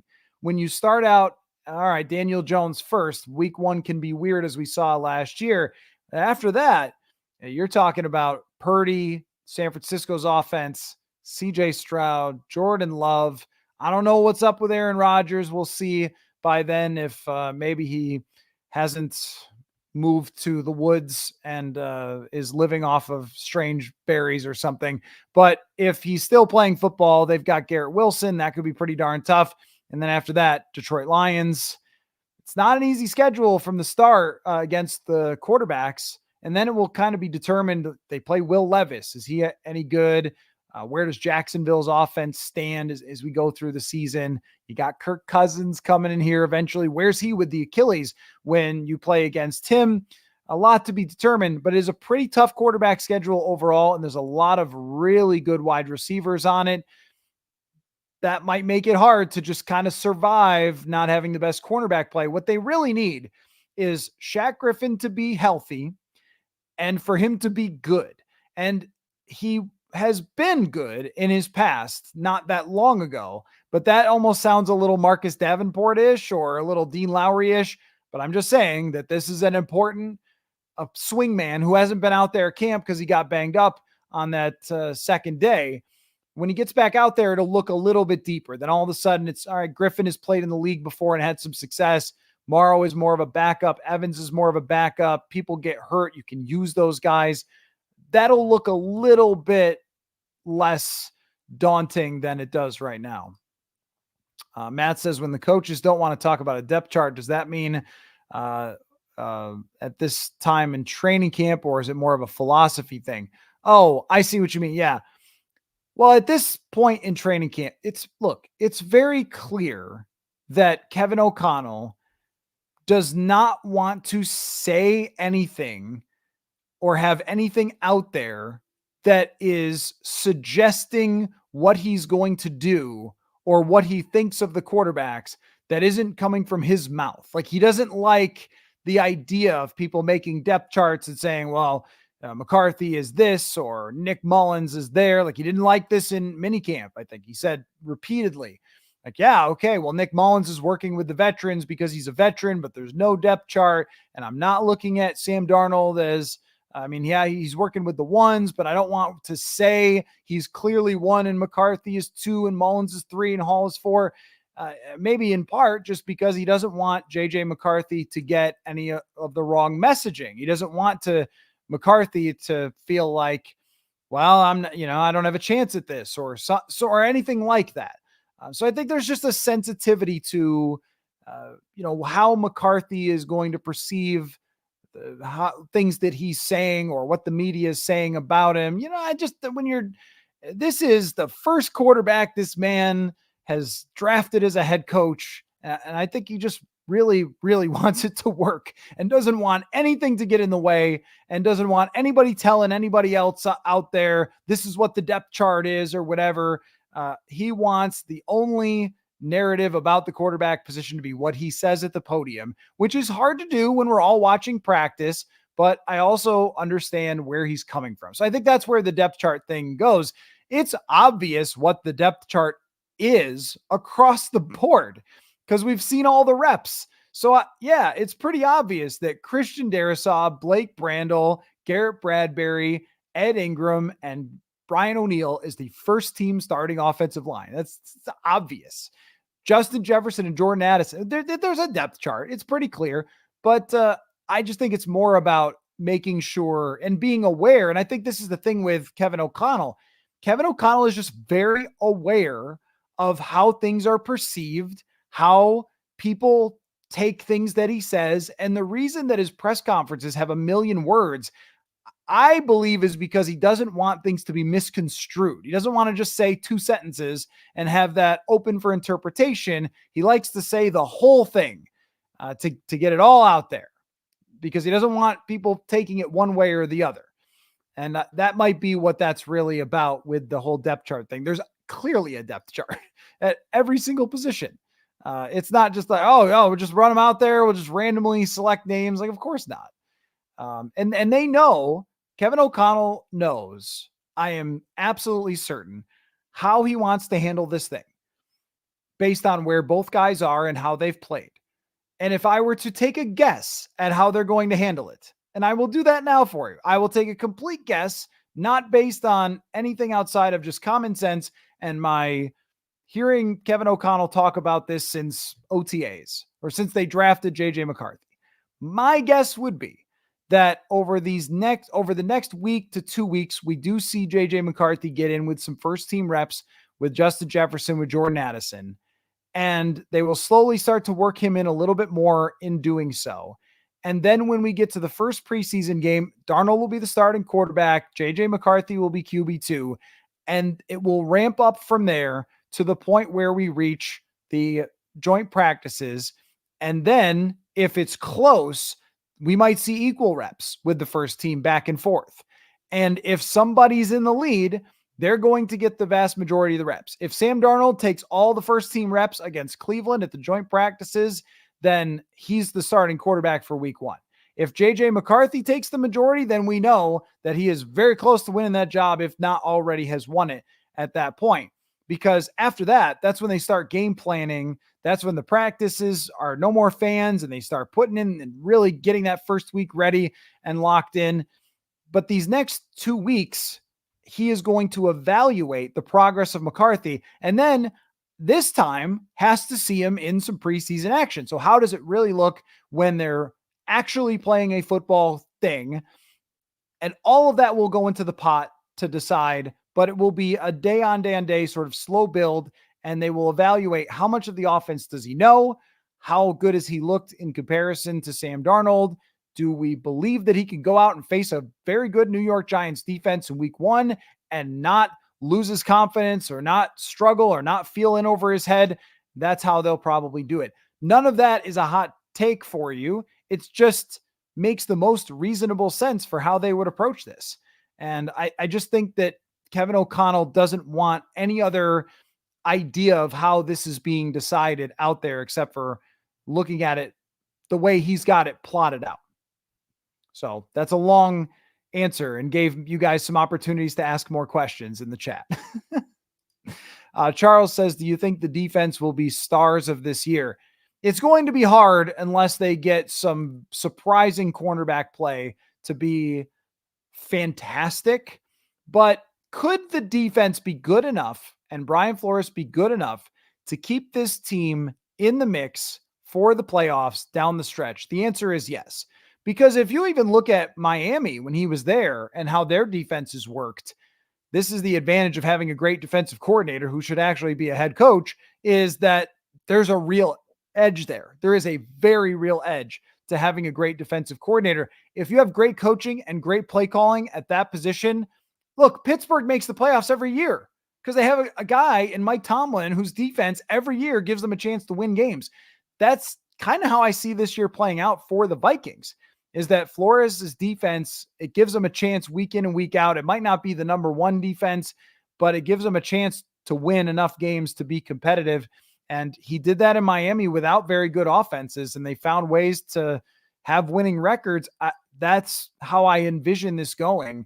The defense, one thing that it might sound weird a little bit as a factor, but everybody really likes it. I mean, everyone would normally say to you, oh yeah, well, I like the defensive scheme. There is a different passion when you ask people about playing for Flores and the scheme. They don't just like, oh yeah, well, I'm doing my job or whatever. They really like the environment he's created, and that matters too for how well they pick it up and understand it. Matt says, who are the early leaders for Mr. Mankato? Reichard. Well, Reichard did miss those 2 kicks the other day, so I'm concerned. I'm not that concerned, but Reichard is up there. Preseason games are going to matter for him. If he does something like 7 for 7 in preseason games, he's got a good chance of being Mr. Mankato. Lucky Jackson also is putting his name in the mix for somebody that could do that. Let me think. Is there somebody on the defensive side that's going to have to present itself maybe a little more in games? But wide receivers usually have a good chance at making a name for themselves. Lucky Jackson is probably that guy. Jalen Naylor to me does not count because Jalen Naylor has played in games and caught passes before. Not a lot of them, but he's done it before. He had his chance at Mr. Mankato. He didn't get it then, so he can't be on the list. He's been the breakout third-year player, but he can't be in that conversation. Maybe Dwight McGlothern. I like what I've seen from Dwight McGlothern. Each day he's out there. He moves extremely well. Undrafted free agent guy, but you couldn't tell that by his size when you actually see him. He does not look like somebody who was a UDFA because the way that he moves, and he looks like he can play the football. That's a guy if he gets a pick or something. Pick 6 in a preseason game, that really does play a big role in it because every Vikings fan can watch the preseason game and say like, oh yeah, I saw this guy do X, Y, and Z. Maybe it's a kick returner. Maybe there's somebody we don't even realize, Ty James or somebody that's going to kick return and get Mr. Mankato. But right now, I would probably say it's Lucky Jackson. He's done a really good job. Jordy says, given the practice squad rule changes this year, allowing QB3 having unlimited elevations and McCarthy firmly being QB2. Well, don't suggest you've got a depth chart, Jordy. Don't you walk into this live stream and say there's a depth. Just kidding. Does it make sense if the initial 53 has only 2 quarterbacks? I am curious about this. This is a good question, because if they cut Nick Mullins, would someone pick him up? They probably would, right? His statistics over his career is probably better than most backup quarterbacks. I think he has something like an 88 quarterback rating, despite all the interceptions. And knowing what kind of person Nick Mullins is, someone I think would pick him up if you decided to cut him, because there are some teams that are just atrocious at backup quarterback. That would be my guess. I suspect that they will keep the 3 quarterbacks. Kevin O'Connell has a great respect for Nick Mullins. He's the veteran in the room. There's no other veteran. He wants him there by JJ McCarthy's side, by Sam Darnold's side, because Sam Darnold is still a younger quarterback who's inexperienced. That's just my guess at this point. When I make my 53, I will put Nick Mullins on it. But maybe if JJ McCarthy wins the job, then they'll just go with Sam Darnold and cut Nick Mullins and put him on the practice squad if they can, if there's an opportunity to do that, because yes, you can have those unlimited elevations. It's a good question. I actually don't really know the answer to it. It feels like the way that Kevin O'Connell has talked about Nick Mullins, that he wants him to be as a part of that room, and that makes sense to me. Jonathan says, has your opinion of McCarthy changed since pre-draft? When it comes to the draft versus actually seeing them, how it works for me, and call it a cop-out if you want, I don't care what I thought about JJ McCarthy going into the draft. I look at the information that we have. I do the interviews. I talk to people at the combine, and we do the whole thing. And I give you my takes on, do I think he's going to be a good quarterback or not be a good quarterback or whatever? And should they draft him at this spot or this spot? Actually, no. What I do is I give you ideas of what I think the odds are of certain things. That's how I look at everything is, all right, what are the odds that this has happened? Are there historical things? What are my concerns? What do I like about the guy? That's what I give you during the draft. And then as soon as the guy puts on purple and goes on the practice field, I don't care what I said, because now I have real information I can work with. The college information, historically, ask teams, is not that great. It doesn't tell you a lot about how someone's going to adapt. I mean, think about this. My friend Sage Rosenfels, former Viking quarterback, was training Brock Purdy going into the draft. How cool is that now, right? He was training Brock Purdy, Iowa State connection. And I asked him, hey, what do you think? And he's like, no, I like this kid. I think he could be a career backup. And that's a huge compliment, by the way. Like, for a 7th round pick, late round guy, think he could play in the league. Like, that's a big compliment. That's good for him. And that's what I thought. Well, that's really cool, man. That would be great if you trained a guy that stayed in the league for a long time. Guy went to the Super Bowl. Like, we don't know anything. That Brock Purdy had a long career. How do we know anything? There have been quarterbacks who I thought are going to be terrible in the NFL, have been great. Ones who I've thought were going to be great that did turn out to be great. I just feel like we know so little. When I start to know things is when I can actually see them during NFL practices. And that's why I can come back and say about JJ McCarthy, like maybe the odds when he was in college of success are, I mean, if he's a top 10 draft pick, the odds are pretty high, by the way. If you're picked that high, that's the best indicator of your odds, is where you're picked. Top 10? Okay. Top 10 quarterbacks have a great chance of success in the NFL relative to quarterbacks from anywhere else taken. So that's a good sign. Quarterbacks who are known more for their winning than their stats, maybe you're a little suspicious at that point. I think that I probably was suspicious of that. Why didn't they pass more with him? All those things. But that seems like a lifetime ago. I couldn't care less about that. That's a draft conversation. But now it's, how does he look on a daily basis? How does he look throwing to NFL players, behind NFL offensive lines, all those things? That matters a lot more. And my takeaway so far is that he's handled all of this very, very well. The arm talent looks like it's there. I think even on the first day, I said, gosh, the guy looks big. He just looks like a big kid who could throw the ball very hard. The way he's handled his personality has been really good, character-wise, relating to his teammates, acting like a leader out there, all those things. All that's been very good. So I don't hold on to those things. That's not my job to do that. That's some other draft analyst. I try my best to give you the most information that I can in the draft, but I don't hang on to it. As soon as that's over, the guy is a Viking and we'll see how it plays out. Sloth, how has the long snapping been? Pristine as always. Shout out Andrew DePaula, who has been a phenomenal long snapper since he got here. Only kidding. Heard Asamoah flash today. Could it be real or maybe a swan song? Now I would never depth chart here, but the way it looks to me is that your starting linebackers are probably, absolutely Ivan Pace and Blake Cashman. And Kamu Grugier-Hill is the veteran backup who I would suspect would play before Brian Asamoah. I mean, we won't know that till someone gets banged up. That's would be my guess, is that Kamu Grugier-Hill would play first. I don't have much expectation. Flashing in a camp practice at this point after 2 years in the NFL doesn't mean a whole heck of a lot. And not playing basically at all in those 2 seasons just doesn't mean much. It's the same thing with Andrew Booth Jr. If he has a good practice somewhere, it's like, look, we've already got the sample here of this. Asamoah just doesn't look like he's really part of the operation. And if it looks different, I'll let you know, but pretty much shrugs on all 3 of those guys from the 2022 draft class. What about Bob? What's the over under on Jefferson touchdowns? I'd say 9.5. They just put so much attention on him in the red zone that I can't go 9.5, maybe 7.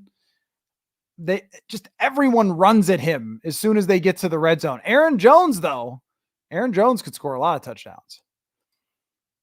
David says, how will JJ do with the ones when Bradbury sweats on the ball? That is so funny. What a deep cut from when Kirk Cousins said that his butt was sweaty. Just put it under the law. Kirk said something the other day on TV where I kind of went like, oh yeah, I remember that. I remember how he would just say weird stuff like that. That was a very odd thing to bring up. You have to also agree with that talking about how sweaty someone's butt is a pretty strange comment. And I remember about that is that Garrett Bradbury did not think it was funny. But if you walked off the field after practice thinking like, oh, what a nice day today, I think we had a good practice, and a bunch of people ran up to you and were like, hey, is your butt sweaty? Probably not be very pleased. I think it will be manageable for the quarterbacks that his tush ends up sweating a lot, which, hey, by the way, it's late at night here. I'll admit this. It happens to a lot of people when it's 90 degrees out there. I don't know whose butt wouldn't sweat at 90 degrees. That's the main point of this live stream. Thaddeus, is Hockenson doing anything on the extra fields? Just walking around, a little bit of running, I think, but I don't want to say for sure exactly what he's been doing because I haven't really paid much attention to him. Sadly, I'm sure he wants to be out there playing, but I haven't been writing down on a daily basis what I've seen him doing, just rehabbing. That's all I can really tell you. It's nowhere close with TJ Hockenson. It was never going to be anywhere close. If he starts to do any drills, then it will be very much of note. Aside from that, it's just working up that strength and that ACL over and over. Not the first guy that has had to do it on those practice fields. It is mentally, I think, really difficult because everybody else is all sweating and practicing and working hard and installing the offense and getting ready. And TJ Hockenson really loves football. I mean, I know that everybody loves football. This guy is football obsessed. I mean, look how fast he picked up the offense when he got here. It's got to be crushing him to be over there. I really do feel bad. But he'll come along when he comes along. And if he starts doing actual work with the team and even in warm-up drills, it would be a big deal. Alex says, what makes you confident the pass rush will be improved when Harrison Phillips is the only quality defensive lineman they've got? You must be a fan of another team. That's all I have to say. I mean, really, like if you don't know that Jonathan Grenard had 12.5 sacks last year, or, the way that Andrew Van Ginkel has played in his career, or Dallas Turner's talent, I don't really know what to tell you. Harrison Phillips is not much of a pass rusher, but they'll create pass rush also through guys who can blitz it. And I actually think you should keep an eye on Blake Cashman and his blitzing, because it could be more impactful than he was in Houston. What about Bob says, have you seen Addison returning punts? Yes, I have taken note that Addison has been, I would call it catching punts. There is a difference between returning punts and catching punts. He has been catching punts. I don't know what to say about that. He's not going to do that in games. This isn't Randy Moss against Kansas City. He's not going to be returning punts in games. Maybe this. Let's say that it is the last play of the game, a last drive of the game. There's 30 seconds left against the Packers. They are punting, and you need a huge return to have any chance to tie the game. Maybe Jordan Addison would go back there because he was a phenomenal punt returner in college. Maybe, but I doubt it. They're going to have Brandon Powell back there. I think that's the only reason. I don't really understand it. I think that's the only reason. If you were to make the Super Bowl, maybe you have Jordan Addison return punts in the Super Bowl. I don't know. I don't really get it, why he's back there doing that. If he does, I'll be the first to say I was wrong about that. Brandon Powell is the punt returner. Thayer Thomas had tried it last year. It didn't really work out all that good. I'm not really sure I quite understand. I think it's really the emergency situation. If we need a return to try to tie a game or something, let's throw Addison back there. He's a special playmaker. Maybe he'll have a shot at it. That's the best I can do. I think Kansas City did that against the Vikings, right? They put Tyreek Hill back there, and then that scared the punter, and he kicked it out of bounds. Harrison Butker kicks the field goal in 2019.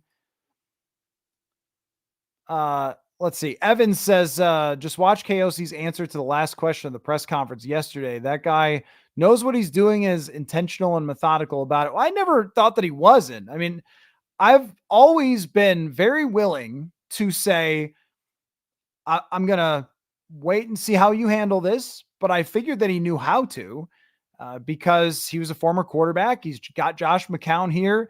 This isn't some sort of clown operation that I would be going, they're going to mess this up, fellas.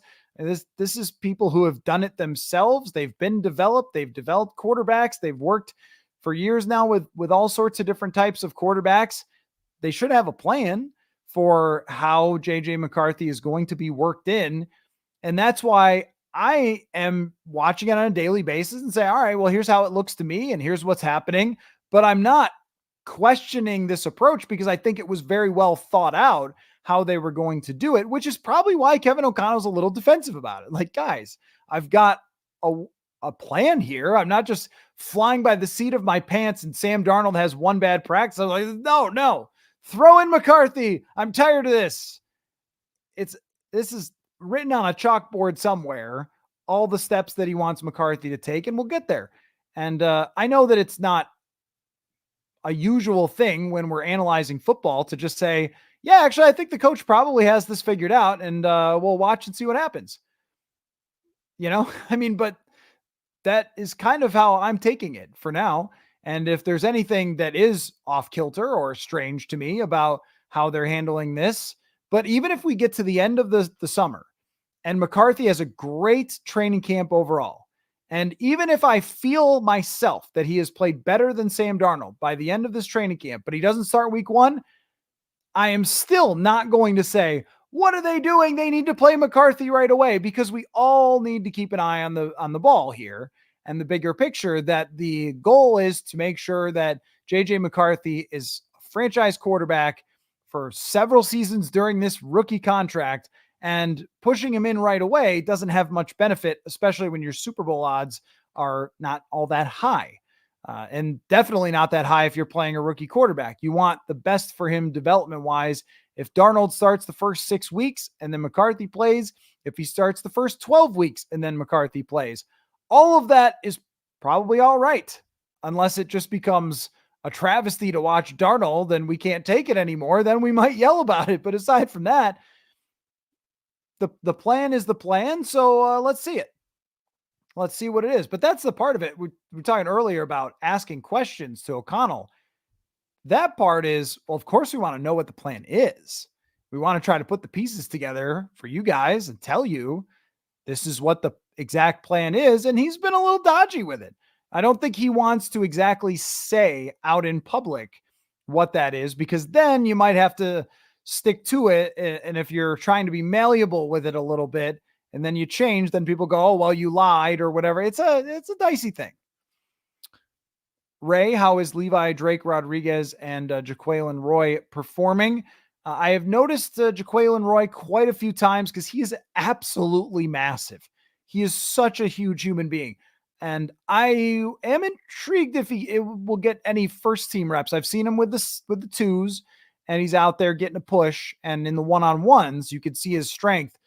Levi, Drake, Rodriguez, I have noticed less out there. That doesn't mean that he hasn't been good and I just haven't noticed. It's more of Jaquelin Roy is so large and strong that it's hard not to see him. With Drake Rodriguez, that's a guy who's a developmental project.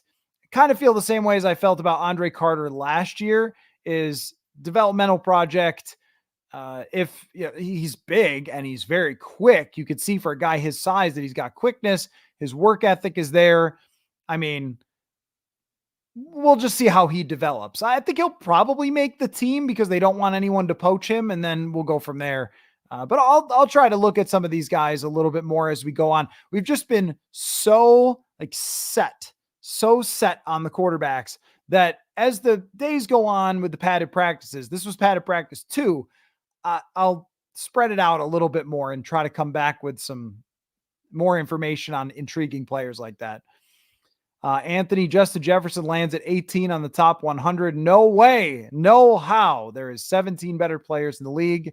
Of course, raise some hell for this. Well, I will agree with your statement, but I will not raise any hell for this. I'll tell you why, because I've seen how this is done. They walk in, the people from NFL Network, and they look around for any players that are in the locker room, and they say, can you please do this? And the players write down as many people as they can think of, and then they give it back. And I saw a practice squad guy put his top, I think they put maybe 20 players down or something. They're not naming 100, I don't think, on these lists, but he just put all his Vikings teammates on the list and then turned it back in. I mean, it's unserious. It's entertaining, but it's unserious.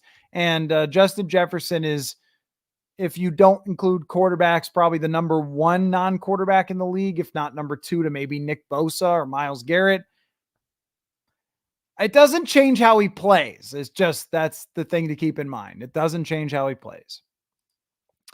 Mike says Ahmad Hicks said on K-Fan today that he's seeing JJ lock into his first read. Have you noted that he's going through progressions? It goes along more with, and I'm not sure, there's a lot of plays and a lot of different drills and all those things, like which ones he might be referring to as far as locking into a first read.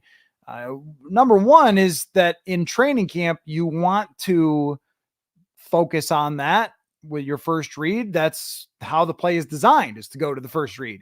But each play has it built in to, here's your first look, and that is determined by what you see at the line of scrimmage. And then when someone goes to a second look, you'll see them clearly move in training camp a little bit more than you would in the season sometimes. A little more deliberate, like I am going to this second read, I'm going to this third read. It's just, it can be a little more like clearly they're working on that footwork to try to get it set for when we get to the season. And I've seen JJ McCarthy do that a number of times, but it's not happening at the speed that it needs to be a star NFL quarterback right now. It isn't happening as fast as it would happen for Kirk Cousins.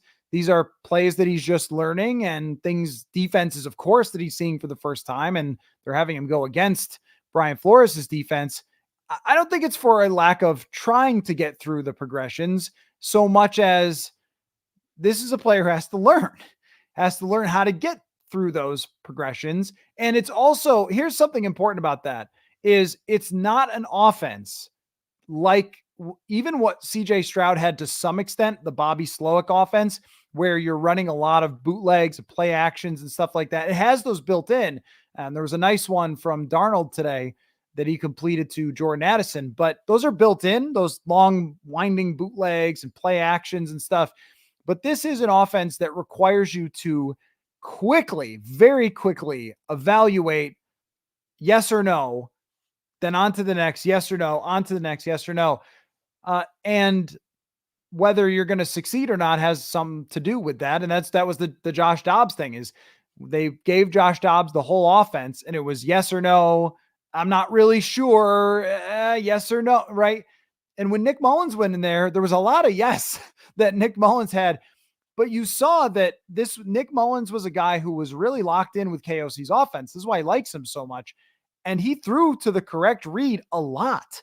He threw to the player who was open to the first read because he really understood where he's supposed to go with the ball. He just made some wild throws that got intercepted that were nowhere close to accurate, but that's more of a physical problem than a mental problem. Point just being that Nick Mullins is a veteran player who got the offense locked in and did a good job at understanding where the ball was supposed to go, where JJ McCarthy is just figuring this stuff out. And it very much might look like, and I don't mean to go against, because I didn't hear his comment. It might look like, is he like locked into the first read? But this is something he has to understand and work his way through. How long do I have with the first read before then I go on to the second? What do I need to see from the defense to tell me? And then I go to the second. There's a lot to learn here, and I am really enjoying watching it. I'm enjoying watching the flashes of pure talent that JJ McCarthy has that made him a 5-star and a first-round pick. When he lets one go and you hear it whiz by you, whoa, that is some kind of throw there. But also the learning moments as well, going over to the coaches and seeing what worked, what didn't work. The whole thing you're watching come together. In an ideal situation, 2 years from now, we might say, man, remember when he was still trying to struggle to just get the ball out and get that footwork right. And then now look what he looks like. We'll watch that whole thing as it goes along. But as far as staying to the first read, I'm sure that every young quarterback has that how long can I stay on the first read thing that they have to figure out as they go forward. Christian and Scooby says, love and respect KOC's initial patient approach, but if JJ outplays Darnold in camp, isn't it a disservice to the team and the veterans not to start him? Seems like he's been better every day in practice. Not quite better every single day, but I would say most practices he has been looking comfortable-ish. I mean, today was a little less as far as consistency goes. There were some really excellent throws, and then there were probably more plays that weren't as good. But is it a disservice? I don't look at it that way. Not unless it's one guy is outstandingly better than the other. But what you're bringing up could be interesting in season, not in the first week, because the players will trust Kevin O'Connell's decision in the first week. And then the second week and the third week, all right, we're going to stick with Sam Darnold. But if they go 0-3 and Sam Darnold has 4 interceptions and 1 touchdown, and they're not going to JJ McCarthy, I think at that point, this is how quick that it can happen. There might be some people who are saying, can we just go to McCarthy? Like, this isn't working at all. This guy is terrible. That could be something that happens. And that's why it's difficult to manage this, or more difficult than just laying out a plan. It's sort of like the whole deal of you make a plan, but when you get punched in the face, the whole Mike Tyson thing, everybody's got a plan. Well, that's kind of the thing, right? They've got a plan, but if you get punched in the face, how would they react at that point if Justin Jefferson's going into Kevin O'Connell's office and saying, I want McCarthy to play, this is bogus? That scenario is possible. Kyle, how did the guards look? Looked okay to me so far. Ed Ingram at this point, I think we know what he is. I couldn't identify another step for Ed Ingram by watching these practices. That we're going to have to see play out over an entire season. Blake Brandel's looked fine, though. He's looked fine to me as the left guard. I haven't thought, oh man, he's getting beat again. He is humongous, and he's a big, tough guy. Running game seems to be doing okay, seems to be in the right places. Another thing I kind of want to focus on a little more in some of the upcoming practices, exactly how Blake Brandel looks to me. So far, though, it looks like a pretty solid unit, and they're healthy, which is a big deal. And I'll knock on wood for all of you because I just said that. No jinx. But at this moment, I have thought that the first team offensive line has done pretty well. KOC born in 2003. I don't know what that means. That's not when he was born. If we gave Kevin O'Connell truth serum and asked him what kind of career JJ McCarthy will have, what would he say? I'm sure he has an idea by now, even if it isn't as obvious as Kellen Mond. That's a good question. I would love to ask Kevin O'Connell what he would say about what kind of career McCarthy would have. I think it's so hard to figure out right now. If I tell you a guy that I think he could have his career, don't freak out. I think he could have Alex Smith's career, where, and this goes for, like, Alex Smith won a ton of football games. And just because Alex Smith didn't win a Super Bowl doesn't mean it wouldn't have been possible under the right circumstances. For example, his defense gave up that crazy comeback to Indianapolis, or he was almost in a Super Bowl with San Francisco, but didn't the guy fumble a punt? And that was why he didn't end up in the Super Bowl. But I think it's a similar type of player, that there's a lot of talent there, and there's a lot of athleticism there. And under the right circumstances, he can win a ton of games.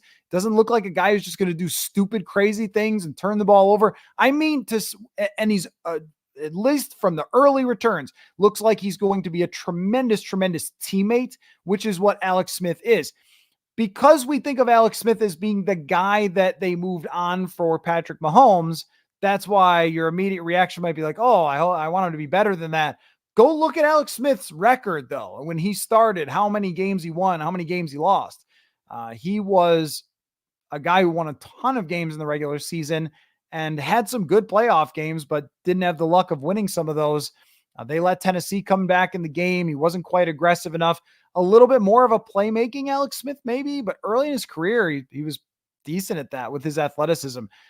That might be the type of guy that he would talk about, because he's got the arm, he's got the talent to lead the team, he's got the character to lead the team. And if he turned out to have that kind of career, that would be a really fantastic career. But you can't just start saying, well, I think he's going to be some legend.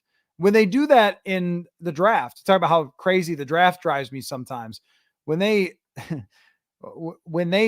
that in the draft, where they compare, well, this Marvin Harrison, he's going to be like Jerry Rice or something. What? This guy's the next Mahomes. What?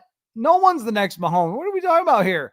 I mean, sometimes somebody will be, but that sets the bar in such a crazy. I think if we're being more realistic, that would be a good place for him to end up, and you can win a lot of games that way. Christian says, who's going to play preseason drive 1? Darnold would be my guess, because he's played with the ones. I don't think it's going to change before then. And maybe the performance in those games will make a little bit of a difference. Oh gosh says, it'd still be okay with bringing in depth in the cornerback and wide receiver room, maybe by game 3 of the preseason. Still want Pat Pete for vibes. Yeah. Well, Fabian Morrow is that guy with the cornerback group. They could try someone else, but they've already brought in now 3 corners, including Duke Shelley. Don't forget about him. So 2 veterans, him and Fabian Morrow. And as far as wide receivers go, I don't think they need it. The way Lucky Jackson has played, the way that Jalen Naylor, and then you have Brandon Powell. If there's a wide receiver out there now, I mean, he's probably bad, because wide receivers are so needed. Macho Meach, should we be surprised at Lewis Seen's lack of anything this far at camp? He hasn't practiced the last few days, but of course not. Of course not. Lewis Seen will not go down as the worst draft pick ever by the Minnesota Vikings. That is going to be Demetrius Underwood, because he didn't make it through his first training camp, but he will be in the top 3 as the worst picks ever by this team. And that's unfortunate. It just is. That happens sometimes. It just is unfortunate. Sometimes you pick a guy that you think is going to be a fit, but the crazy thing about this position is it's one of the strongest rooms in the entire NFL, and it doesn't count him because football's weird. Brock Purdy, we were just talking about. This is the safety version of the Brock Purdy and Trey Lance. Your team completely botched their quarterback pick, but then found a guy in the 7th round. Okay, well, who's mad? Nobody should be. I guess you can be somewhat with the Lewis Cine not being Kyle Hamilton. Same time, Josh Metellus emerges because Lewis Cine doesn't end up making it, and Metellus is a very similar type of player. So I don't know. And then Theo Jackson all of a sudden is a big part of this entire thing. Who can predict ball? Anthony says, could we receive? Oh, yes. Could we see a return of fullbacks with the new kickoffs? Maybe. I don't know. Not enough people play fullback. But when you said return of fullbacks, I flipped the table and hit a tackle dummy. CJ Ham will be valuable in this. Having a fullback in that position, you can do some things with that maybe other teams that don't have fullbacks can do. The problem with fullbacks is that it used to be a job that lasted a long time and paid you a decent amount of money in the NFL. And as soon as it wasn't, who was trying to be a fullback? What kid going into college was saying to his recruiter coaches, you know what I really want to do? I just want to ram myself into linebackers occasionally once every 20 snaps, because that's what NFL fullbacks are doing these days. I don't think there's too many kids that want to do that to be really good at fullbacks, because usually it takes and this was the case with Ham, usually it takes a running back transitioning to fullback. And how many running backs are going to be willing to do that? How many teams are going to know what to do with that guy? But the Vikings have one, and they can use him on kickoffs. Macho, when should we expect Draft Scout back on the pod? Courtney will be soon enough. Got a lot going on, though. She is not only covering Bears camp, but is also doing Around the Horn, ESPN Radio. She is a star, and I am thrilled to see how many opportunities she's gotten since moving to Chicago to be on TV, be on ESPN Radio. It's amazing. Does make it harder to make time to come on this podcast, but she will. Absolute guarantee before the season, Courtney will be on the show. Miles Greer says, finally catching up with live. Do you have thoughts on Gabriel Murphy, Bo Richter? Yeah, I mentioned Owen Porter is one that's really stuck out to me so far, but Bo Richter is very strong. No question about that. You can see his strength. And Gabriel Murphy has been rushing on the other side from where I am at, so I haven't seen as much of him close as I've seen of Porter and Richter. But Murphy did get a mention from the head coach the other day. He has gotten a couple of pressures on the quarterback, or he's beaten his man from time to time. Well, I shouldn't say that he's beaten Brian O'Neill very often, but when they've gotten 2s against 2s and when they've done the one-on-one drills, I've liked him. That is going to be a big preseason thing for us to watch, though, like going against the other team, going against not Brian O'Neill and Christian Darrisaw, who are just destroying people out there. But I like the group. I think that they will be able to find at least maybe 1 or 2 of these guys. I just haven't seen them separate yet, or I can't be sure saying who is separated yet, but they've got potential for that bunch. Brent, the decision to start JJ at quarterback will be done when he is ready, and the team needs a spark at quarterback. If Darnold is playing well and they're a winning team, he will ride the pine. Yeah, the question is about what you said about the spark. That is really the question. There is the spark. Will they try to use McCarthy at some point if they're not going that great as a spark? I don't know about that. It's going to be hard to not do it. Here's the absolute ideal scenario. The ideal scenario with JJ McCarthy is that he gets far enough through training camp, even if he's not going to start week 1, that whenever the time is that they need a spark, they can hit the button and feel very good about it. If they're not going to start him, if it's not a real competition, he is QB2, which, based on the rep count, they're both getting a ton of reps. So it's not like he's not in the competition.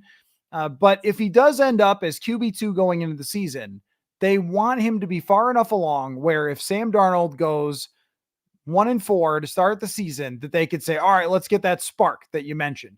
Let's go. McCarthy time, that they can choose to do it any time and whenever it feels right. That's what the hope should be for them. If they go into the season and they're not really sure if he could start, that's where it becomes harder to use it as a spark.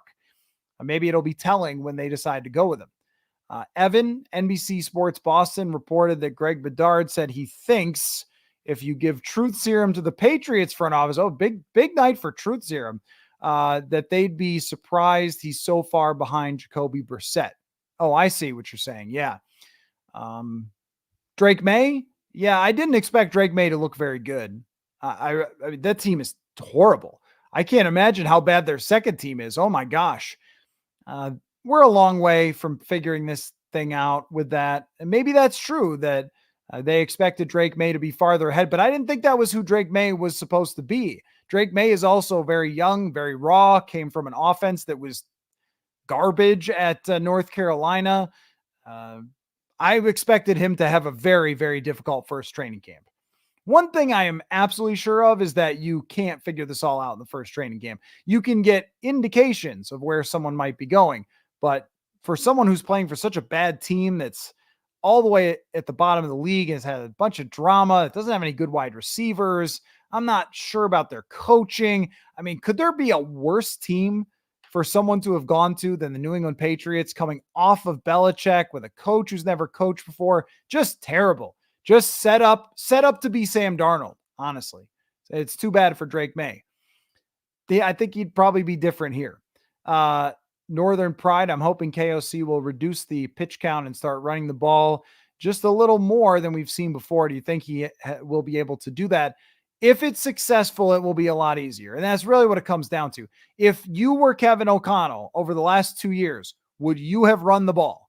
Now, the answer is not completely no, because there were games where he should have. Against Chicago, Alexander Madison's doing fine. He keeps passing with Josh Dobbs and throwing interceptions. So yes, I would have run a little more. Even when Nick Mullins is starting, probably more opportunities to run Ty Chandler, and they just kept pushing the pass button. I don't think he can help himself, but I also feel like the lack of trust overall in the running game was the main reason why it was an issue.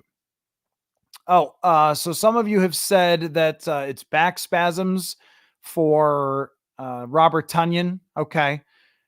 That might or might not be serious, I guess. But usually back spasms are something that somebody can work through. I guess that must have been reported while we've been on. Thank you for the update with Robert Tonyan there. Yeah, it would be terrible if his injury was a bad thing, because he's a good story, someone who I think has looked pretty good and is just another option. They're going to need everybody with TJ Hockenson out.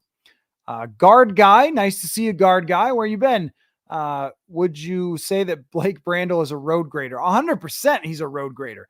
This guy is massive, and he's just going to push people. He's going to push people around. Miles says, we talking early Alex Smith or later career Alex Smith?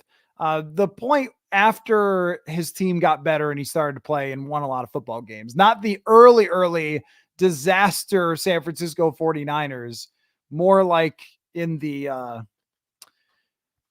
middle of his career with San Francisco. He did a lot less, I thought, athletically speaking, when he was playing for the Chiefs.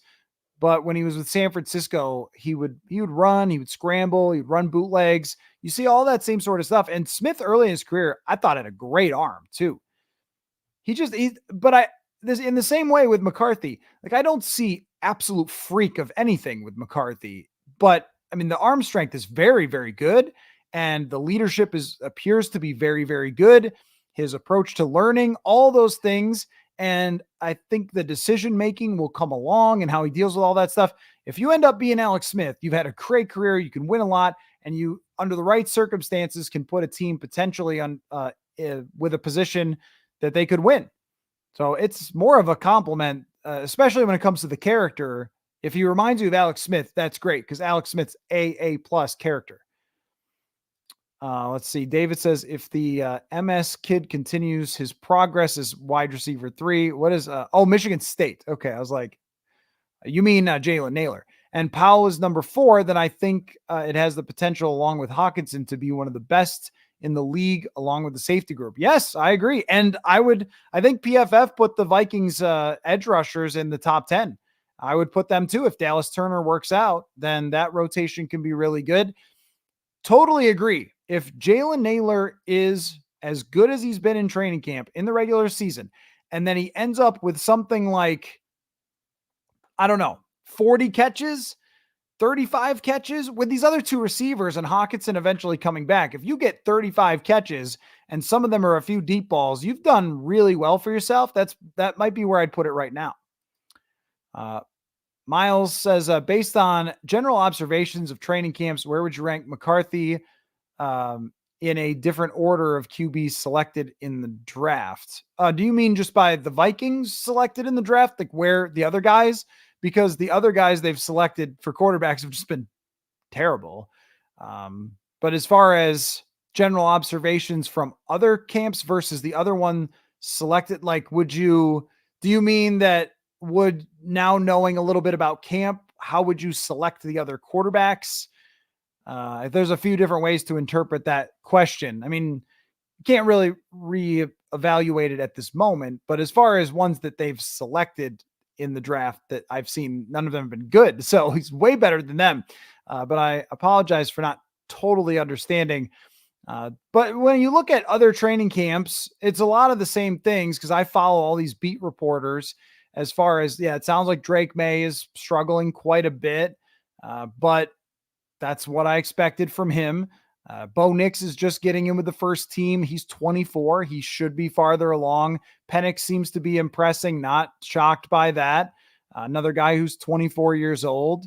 So, there's a kind of a lot of different circumstances that these guys have been dropped into, and he has been dropped into one that is really good and really patient for him. And it also sounds like Caleb Williams is having wow throws all the time, even if he's inconsistent. I also expected that from Caleb Williams. Anthony, how well do you think Mike Allstott would have done in this new kickoff setup? Well, he would be an option either as a blocker or as a runner, just as he was back when he played. I would think that teams would be terrified of Mike Allstott. Anthony says, I hope that Walter Rouse pans out for us. He seems like he has the talent, and I like his energy and vibes, even as a good swing tackle. I think he's got off to a very good start. From what I've noticed, I think he has gotten off to a good start. Excuse me. Alex, how about 2 hours for me? I haven't taken a sip of Diet Dr. Pepper. Okay.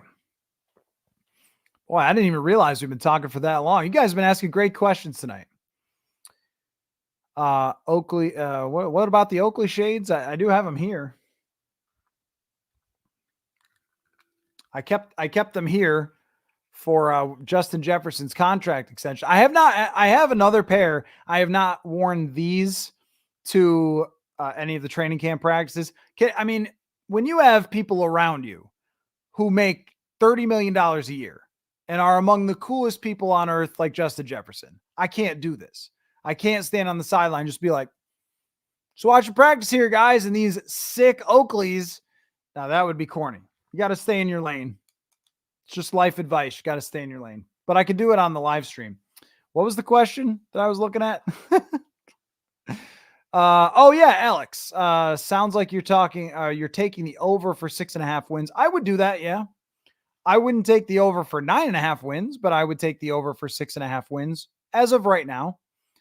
If it goes worse than that, I'd be surprised. If you have good coaching, you should be in the mix almost every year. Pittsburgh theory. If you've got good coaching, then even if you have struggling quarterback play at times, you can fight through it. You can be in the conversation.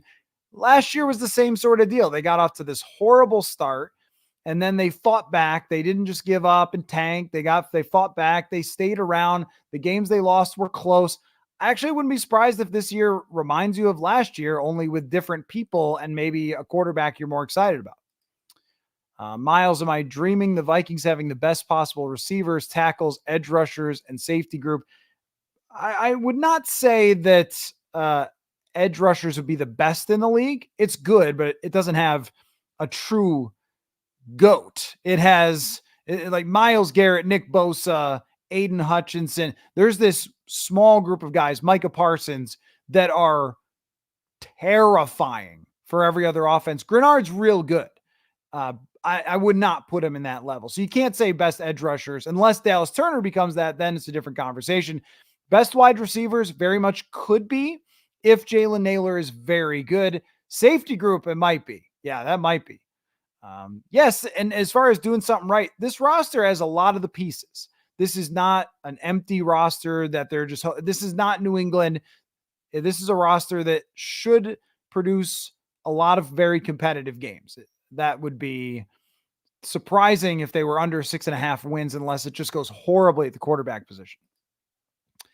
Anthony, do you think Kene Nwangwu can have another all-pro kick return year? I don't know how it's going to go. I just know he's really darn good at it. I know that they have one of the top 3-4 best returners in the league in terms of pure get the football speed, make people miss. But how it's going to work, is it going to work to his advantage, or is it going to be working against him because he gets momentum on the longer kickoff with guys coming down and dodges tacklers at full speed as opposed to guys stagnating? I'm not really sure. All right. 2 more, and then we'll call it a night. A very good night here because no show tomorrow, so I guess it makes a lot of sense to go long on this one. Kyle, what's your prediction for who will get an extension on the defense? Well, you've got Harrison Phillips, Cam Bynum. Who else is up for? Byron Murphy is going to be a free agent. I could see all 3 of them being brought back, depending on what kind of years they have. Harrison Phillips, a guy they really like. Cam Bynum just works great. And if they extend him and Harrison Smith retires, then you move Metellus back, or maybe it's Theo Jackson ends up being that guy. So do not deny your swag. No, I don't have any swag. Truly.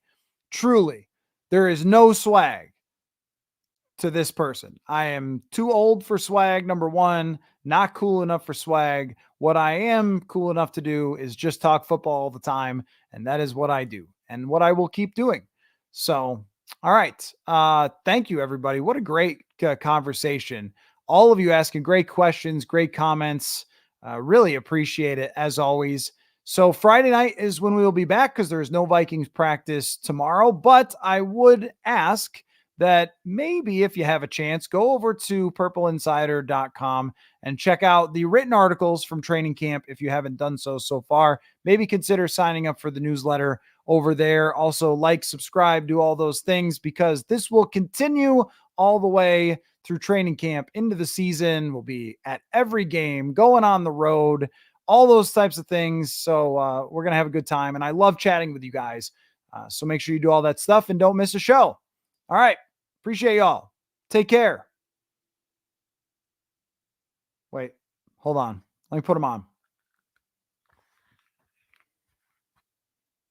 Football